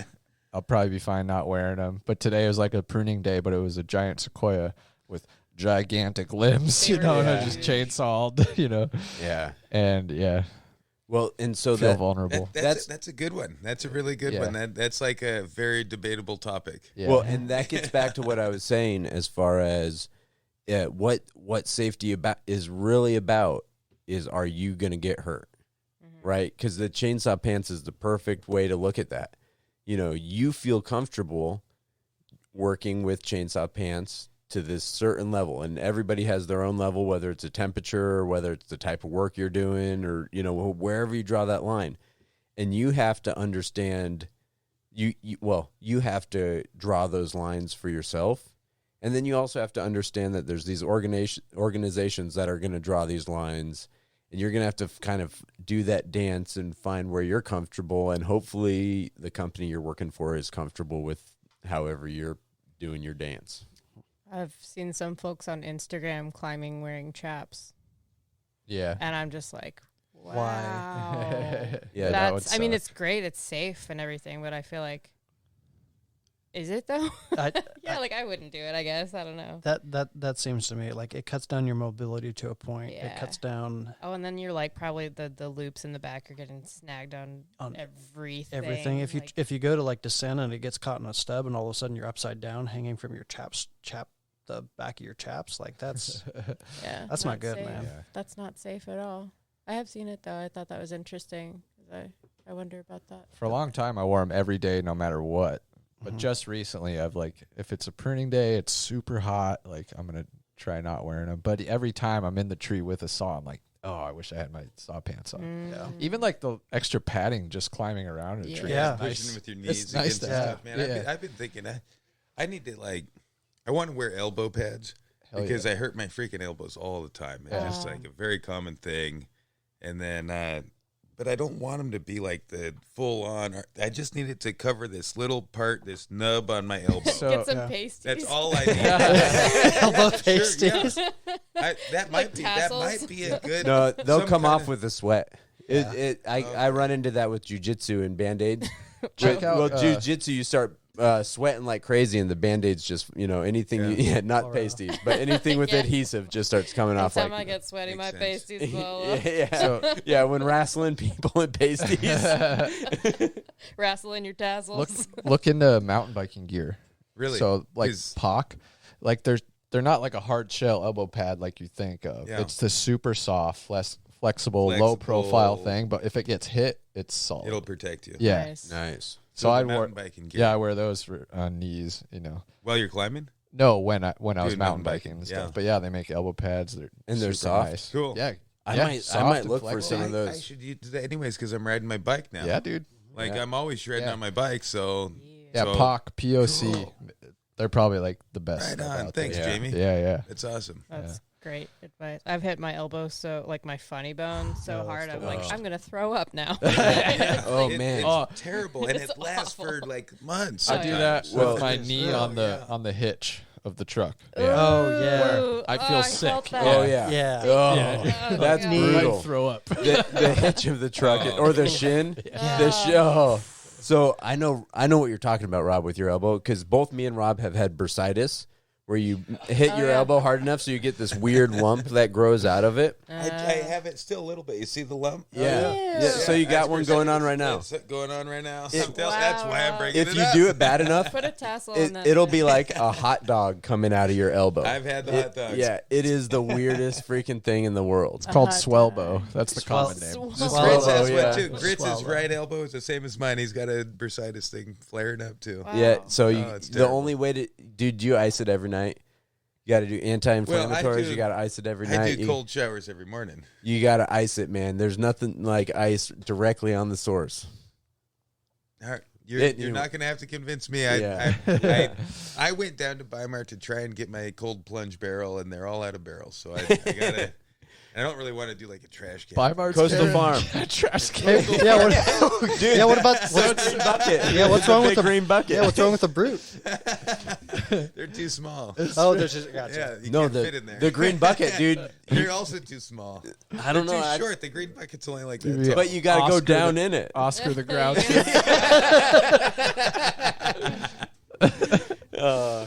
That might be the next shirt. Rob down in it. Ice falling out of it. Oscar the Rob. Buy Mart sells those, huh? Well, they usually do, but it's not in season. Coastal Farm. No, Yeah. Jerry's no. It's funny 'cause Home it's- Depot no. It's basically a trash can, just like Well, I want a wine barrel. named different. You know, I want a 60-gallon wine barrel. yeah, cool. Yeah. Sweet. All right. So awesome. There's one other aspect of safety that I figured we could get into real quick, and that's showing up for work. You know, showing up prepared to do the job. What we do is an extremely, well, on some days it's, it's pretty simple. It's not really rocket appliances, you know. Of course. But it's What's a rocket appliance? Don't encourage him. He'll just Yeah. keep I going. haven't heard of this before. yeah. No, you know, nobody like has. it's not rocket appliances. Like it's not you don't have to be like super smart to do Yeah, it. it's not tough. Yeah, it's not tough. exactly. I thought you were talking about like the rocket yacht with like living appliances and like what people will be using on the way to Mars. Yeah, it's not that sophisticated. He's talking about nothing. Yeah. Yeah, I'm totally confused. And that's what he wants. Don't feed into it. No. I'm struggling. Yeah. You need to watch Trailer Park Boys. Yeah, that's what I thought. Yeah. I thought of Ricky. Yeah. Okay. Yeah. But Get two But- birds stoned at once. two birds stoned at once. You know what they say? What comes around is all around. Yeah. Water under the fridge. That's a good one. Oh man. Sometimes that's a real thing. Other times it's But the thing is, all jokes aside, it's easy to show up to work thinking like, oh, I'm just going to be able to cruise through the day. And it might be a super simple day where your job that day is dragging sticks. You know, it could just be dragging branches all day. And, that might give you a false sense of security when you're, oh, I'm going to stay up a little later, not going to be well rested, because you might be dragging brush, but somebody also might be dropping rounds while you're dragging brush. And if your game's not on point, you could really get hurt. Or maybe you're going to be, I thought I was just going to be dragging brush, but the boss said, hey, you're climbing today. So your job went from just being the guy dragging brush to climbing up off the ground and being in a seriously dangerous situation if your head's not in the game. Or your climber hurts himself and you have to do an aerial rescue all of a sudden, and you're doing it off of 3 hours of sleep. Yeah. Like, that's an uphill fight. And I mean, I think everybody showed up to work after, staying up a little late or partying with your buddies the night before. That's just part of life, and these things happen. I'm offended. I've never done that. Yeah. Yeah, me either. Yeah. So, yeah, I know, Rob, I know you haven't. Well, I don't know that there's a lot I can say about that. Like I said, dude, water under the fridge. Okay, I'm water totally under the accountable. fridge. Take ownership. But it's something There we we go. touched on yesterday is if you're not in the right headspace, we were talking about mental health. So if you're not in the right headspace, like let people know on the crew. Yeah. Maybe be honest, be like, hey, Yeah. I didn't get sleep. Maybe say it like that. Like, Yeah. I had a little too much or Or it whatever. can be as subtle as like, I'm just not feeling it Yeah, today. just not feeling it. You know. And we've all been there before, and so long as that's not a regular thing for you, I think Right. people will understand. Yeah. Yeah. And it goes back to, I mean, this is just another building block to building a culture of safety. Is, being willing to have that open communication. So when you can be like, man, I just don't got it today. Had a buddy come into town, had one more beer than I probably should have, I probably should stay on the ground, and, make that once every 6 months, once a year, and it won't be an issue. Right. That happens every week, though. That's an issue. Yeah, that's an issue. I've definitely worked with guys that, came in on a regular basis in a bad way and lost their job because of it. Yeah. So, and it's not just partying. It's also, how, whatever your situation at home is. Maybe there's a death in the family or, Yeah. Yeah. Your relationship, there's problems with there or whatever. Yeah. Yeah. No, I mean, that's a real deal thing, and being able to have that line of communication, like you were saying, that's a mental health game. And the mental health thing is really interesting. And that's one of those things that in the past, kind of the old school way of doing tree care was just buck up and get it done. Yeah. And more we're realizing the value that, buck up isn't really a thing. I mean, it can be. And I think we've all had times where we've just bucked up and got it done. But it's one of those things where you're going to have a false sense of security by bucking up and just getting it done, because the odds of something going wrong when you're bucking up and getting it done go way up. Yeah. And there's a time and a place for bucking up and getting it done. It can happen every once in a while, but if that's your go-to for every situation, like, you're probably not very healthy. Odds are against you. Yeah. Yeah. And okay, so one, I'm just making a realization. We should have called Craig to see if he wanted to come on this show. Well, we'll have other safety conversations. We should do a I'm mental sure. health episode. I think it could be interesting. Yeah. Yeah. Well, and the reason I brought up Craig is because he was talking about the yellow flags that build up to red flags. Right. Yeah. And I think this all adds up, and that's where kind of some of that mental health, you might see someone on your crew that's distracted. Maybe their head's not in the game. Maybe they just had a death in their family.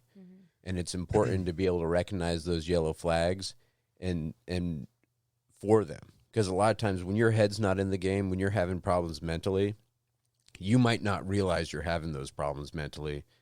And that's when, if you get to that point, that's when you're relying on your crew to hang in there for you.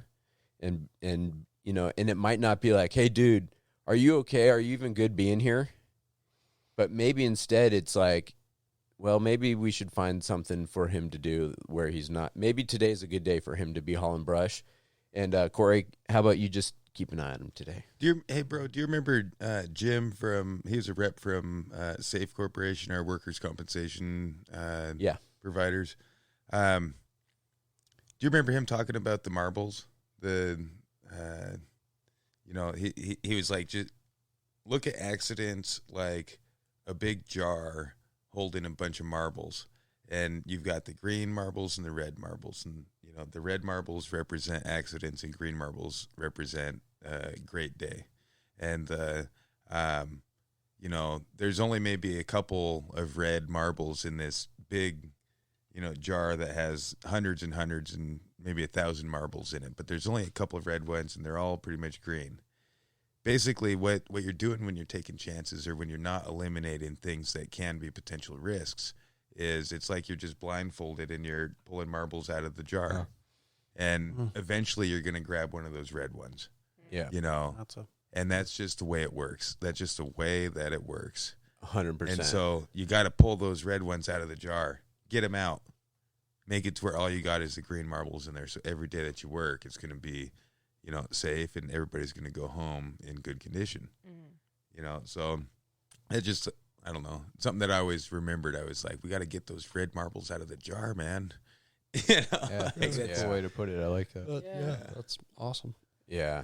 I to be honest, now that you said it, I remember it like it was yesterday, but that was just one of those things I haven't thought about in 1,000 years. It was 15 years ago. Yeah, but I love it. I mean, I think that's extremely relevant to what we do and to this conversation. Yeah, it's our job to get the red marbles out of the jar before you pull them out blindfolded while you can see. Yeah, awesome. Yeah, That's good. Well said. yeah. As far as showing up for work is kind of what we were talking about. Yeah. And we just touched on this yesterday at the safety meeting, and it's probably different for most people, but I have like a morning routine. Oh yeah. To just get me in the space. And if I like sleep in, say I stayed up a little late or whatever, and I don't like do that full routine, that's my little bit of off days. Yep. Yeah. You know? Totally. Like Rob's is sitting in the trash can full of ice. It's not far from the truth. But yeah, I make my breakfast, lunch, coffee. Stretching is a big one for me. Nice. It's kind of like how you like center yourself before. Yeah. And I'll hang out and do a few other things, but I wake up way earlier than I need to kind of do those things. As do I. Yeah. Yeah. Same thing. I got my routine. It takes like an hour and a half Yeah. for me to get out of the door. Yeah. But Some people I know, I've known people who just can roll out of bed, throw on their boots, and get to work. And I'm like, that's not me. That- Do I that. used to do that. Yeah, that was me I a long used to. time ago, but Yeah. Not anymore. yeah. Now I got a whole routine and I love it. Well, and it's funny. I was talking to Mason, a guy that we're working with, seasonal worker, and he was saying he wakes up like 20 minutes before he's got to be at work, and he just throws his clothes on and shows up. How old is he? Like 22 maybe? 21, Sounds 22. about right. Yeah. And it's funny because I was thinking back to when I was his age, and I was like, yeah, I remember those days.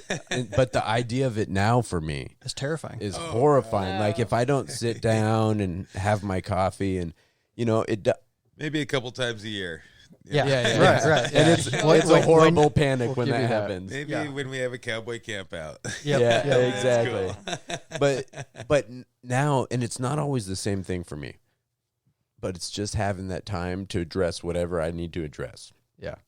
Some days I'll sit and I'll type at the computer. Sometimes I'll be sending emails out, or sometimes I'll be reading information for the podcast, or sometimes, like you say, if I was sore from the day before, I'll just, spend time stretching, or, but it's just having that time. And honestly, sometimes I wake up, and if I'm really tired, I'll wake up and I'll have coffee. And if I'm just dragging, I'll just lay back down. Ooh, And that's just rest. dangerous. That is Very risky. dangerous. I set a timer, Yeah. so but like, there's times where if I stayed up late, I'll be like, oh gosh, I just, I'm falling asleep sitting here typing at this computer, and I'll be like, I need just a wink, and I'll just go and lay on the couch. I'll go cuddle up next to Rue on the couch and just, let myself get an extra 15, 20 minutes. Nice. But it's about, I think, setting that time so you can just get your day going in whatever way you need to get your day going. Yeah. Yeah. I didn't start doing that until I started doing tree work, because I was definitely like, I've always had like physical jobs for the most part.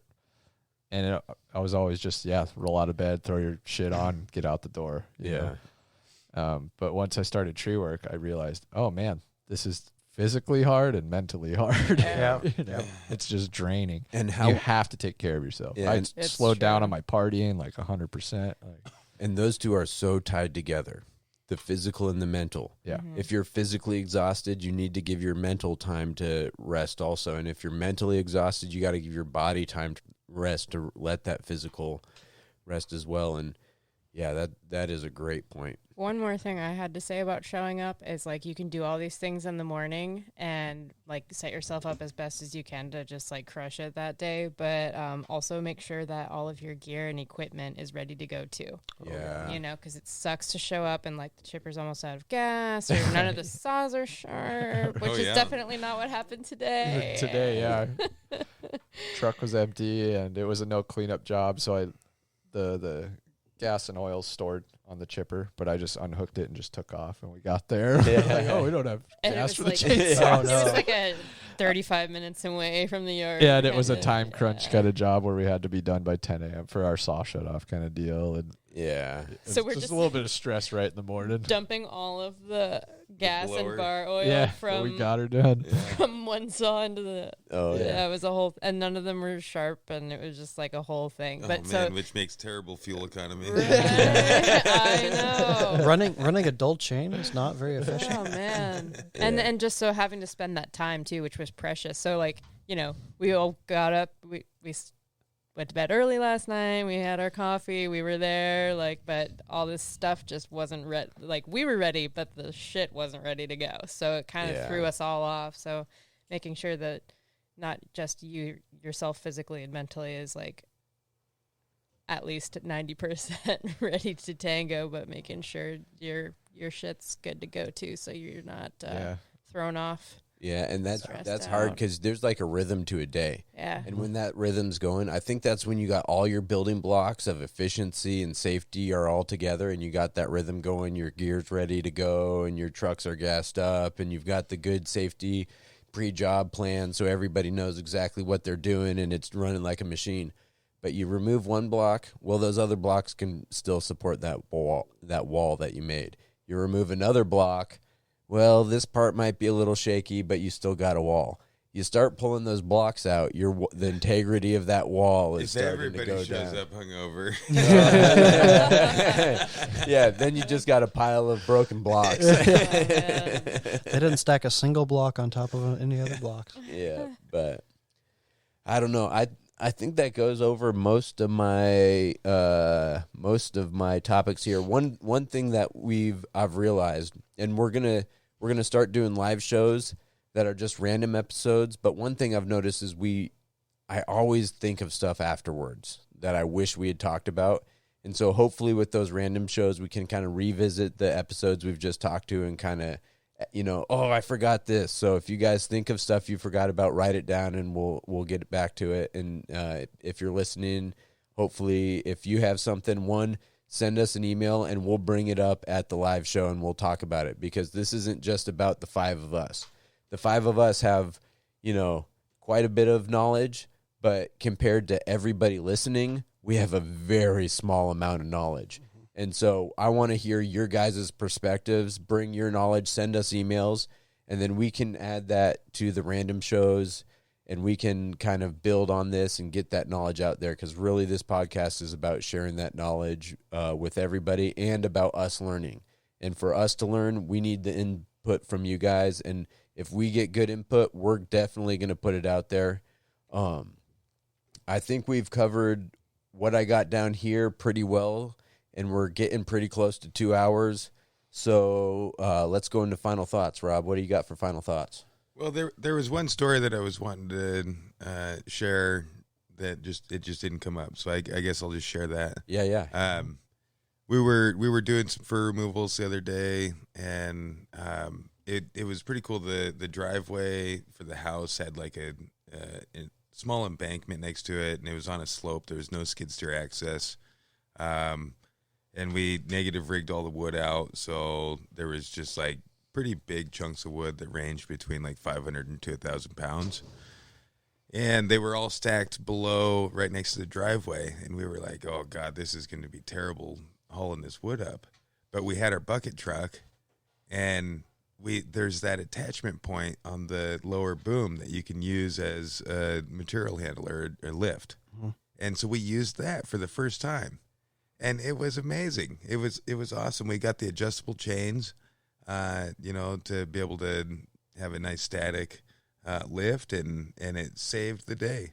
Nice. So Nice. that it was amazing. It got probably 12 or 14 large chunks of wood out in like 45 minutes. Whereas if we had to haul it out and cut it into quarters, it would have been a full day of work for like 3 people. Yeah, Right. the backbreaker for Yeah. sure. And that's what I was going to say. That's super relevant for the safety topic is Yeah. understanding your equipment. Look, Yeah. I already found Yeah. something that we Right. could have gone deeper in. Nice. Understanding your equipment and the Cool. capacity of it, because you could, it was it was great. quicker, It was so people wonderful. aren't getting as tired and whatnot, Yeah. and people aren't breaking their backs moving this wood. You're using this like super powerful hydraulic that you got on the job Yeah. already. And you don't, I just don't think of a bucket truck as being a crane, Right. but it is. Yeah. In a very limited capacity. In but a very that, limited capacity. But that is like exactly what you would use that for. It was perfect scenario, and it was just like I don't remember if it was Ryan or I think Ryan Moffat was like, let's use the lift boom, and Yeah. wham bam, it worked so Wham, great. And we, bam. yeah. That's a So clutch stoked. idea, right? And that's awesome. And we've used our bucket in the same way. But this is a safety episode, so I'm going to also throw this out there. Make sure you understand what your equipment is capable of. Yeah. And I'm sure you guys did. Oh yeah, we looked it up. It's a But- 1,000-pound capacity. But Yep. I'm saying this Yeah. for anybody that's listening. Make sure sometimes you can use equipment to get something done, but it might not be quite what that equipment was designed for. So make sure you understand the capacities and the parameters set by the manufacturers on your equipment when you're using it, so you're not overusing especially life safety stuff. and once again, props out to Logweight Pro. yeah. They Yeah. help. It's clutch for doing so. Yeah. This episode was sponsored by Logway Pro. Not really, but Logweight Pro if you want to. Hit Yeah. us up. We'll throw in some free adverts for you. Yeah. So I mean- I didn't mean to have like a too long of a final thought, but No. No, Hey, it's this is your relevant. time. I was and just thinking yeah. about it was that, super No, relevant, that's a- dude. that's a great Yeah, one. it's whatever comes to mind for that thought. Mm-hmm. Right on. My turn. That's it. Yep, Yeah, yep. that's your Jamie, what you Great, got? great story, Rob. Yeah. Anytime, Jamie. Anytime. I want to. It was something we didn't touch on, but you have talked about it previously, where everyone on the job has the authority to be like, Yeah. hey, And responsibility. and responsibility. Yeah. To be like, hey, let's rethink what's going on here. Let's Yeah. halt operations and talk this over because something doesn't feel right, look right, whatever it is. I think that's huge. Big And then we also touched a little bit on, I think Becca was talking about it, putting it in the contract or the estimate or whatever, that say it's a hazard tree, and we just had this happen to us where we'll do it, but if it becomes unsafe, we're not going to proceed. We'll kind of walk off this one. We just did this Mm-hmm. big leaf maple that had a big failure, and I think Sperry actually cleaned up the big failure. I don't know when it was, but a huge hollow in the trunk, just decay all throughout the thing. I was able to figure out a way to do it safely, but in that thing, it was, if you can't do it safely, like, we're not going to do it at all. And we've had a couple jobs like those. It was written in the estimate, Yeah, and the client was like fully aware that we yeah. reserve the right to back. We would off. have to like get a lift in there or something and do it a different way, but Yeah. not being humble, I guess, and realizing you can't do something or need to do it a different way or something, I think is huge. Yeah. Oh, I concur Yeah. 100%. Yeah, that's my final thought. Yeah. That's a solid one. For sure. Good story, Jamie. Thanks. I've said it before, and I'll say it again and again and again. It's really important to make sure that you're breathing and you're breathing properly. And like if you're in a situation where you're stressed or you're having a day where you're just not feeling it, or something's sketching you out, or you're scared, or something's just really hard, just breathe. Just take a minute. Nice. Zoom out, take some good old-fashioned in and out nostril breaths and like unclench your jaw. Get a drink of water, take care of yourself. It's really important. And it's not just you and your safety. It's everyone on the crew. It's everyone in the vicinity. And it's the tree too, that you're working with a living being. And, you know, if you're stressed out or you're not breathing properly, then everyone is just a little bit more at risk of being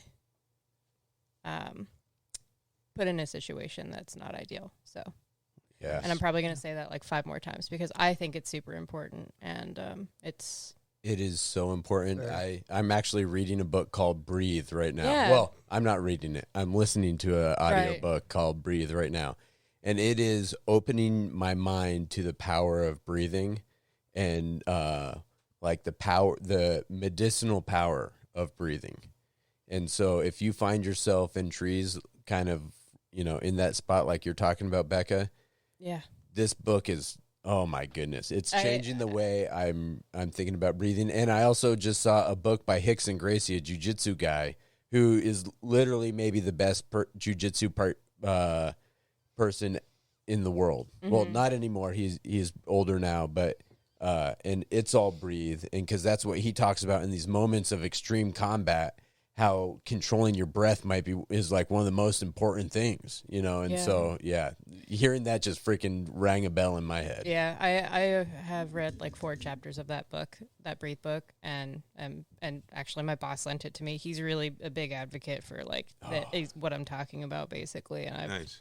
Yeah, I've he noticed. just loaned me yesterday Breathing for Warriors. Yeah. I haven't got into it yet. right. Nice. But it's really, at first I'm like, this is super woo, like whatever, dude, this is weird. I wasn't like that, but it just seemed a little like, I don't know. Yeah. It seemed woo. It's like weird to have like big burly tree guys being like, have you meditated though? You know, but it's really important. So if you don't mind me hijacking your final thoughts for a second, I got a Go story. ahead. We took another city councilor climbing. I should have told this at the Stories from the Field. And so everybody was in the trees climbing, you know, and I was feeling a little off that day. And so I was like, hey, you guys climb. I'll just hang out on the, you know, you always have someone on the ground to watch the base, make sure no one's messing with the ropes, or just, you know, if someone comes walking under, be like, hey, you guys don't want to be under there, you know. So I'm sitting at the base of the trees on this cooler, and in my ear is that Breathe book. And so I'm listening to it. And so I'm starting to do these breathing exercises as he's describing them. And I'm like starting to get lightheaded because I'm breathing so hard and like getting so into it that I'm like, whoa, you know, like, and I'm just, you know, imagining the city councilor or one of my bosses looking down from the tree at me and just like finding me passed out on the ground next to the cooler. Like, no, I swear I was hyperventilating. I was listening to this book. And urban forestry lost all their funding this week. Yeah. There's sorry, no. but there's a awesome. I'd just love to give a shout out to the Wim Hof.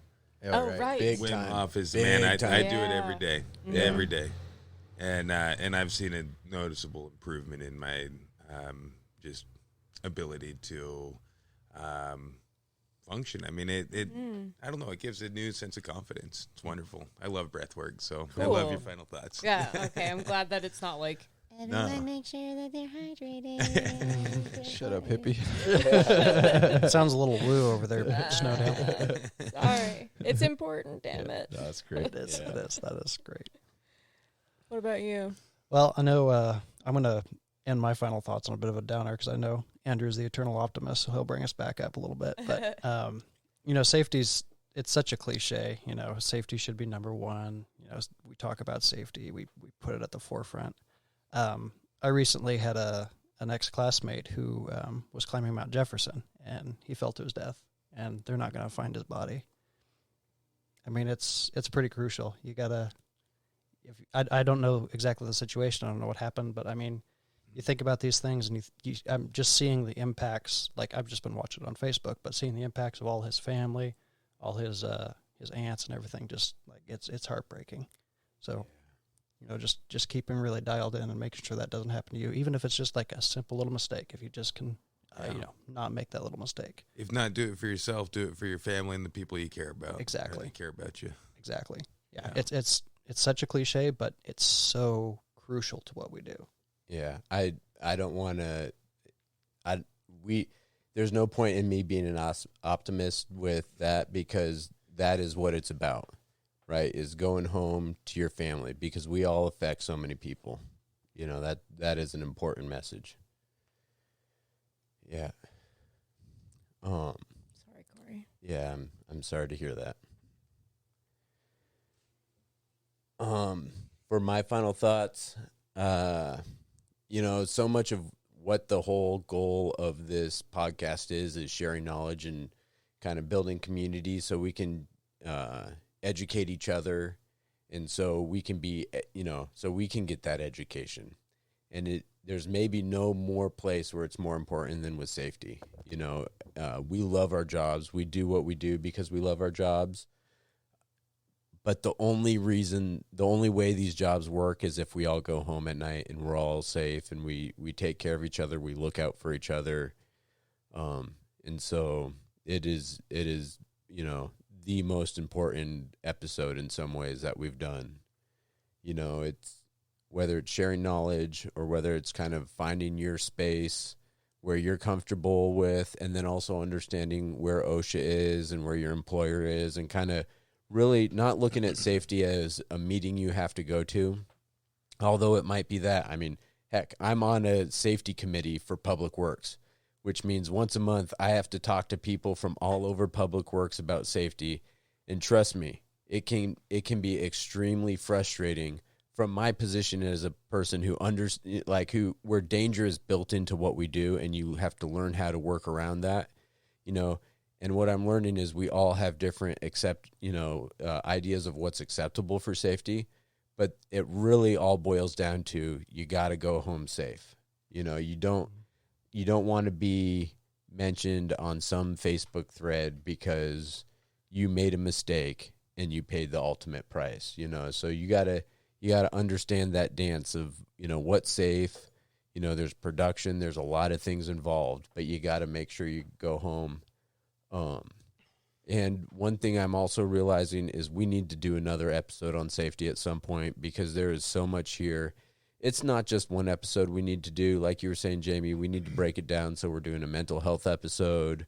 You know, I think we can really get into this quite a bit more. And with that, I'll say stay safe and watch out for them silky bites. Stay safe and stay safe.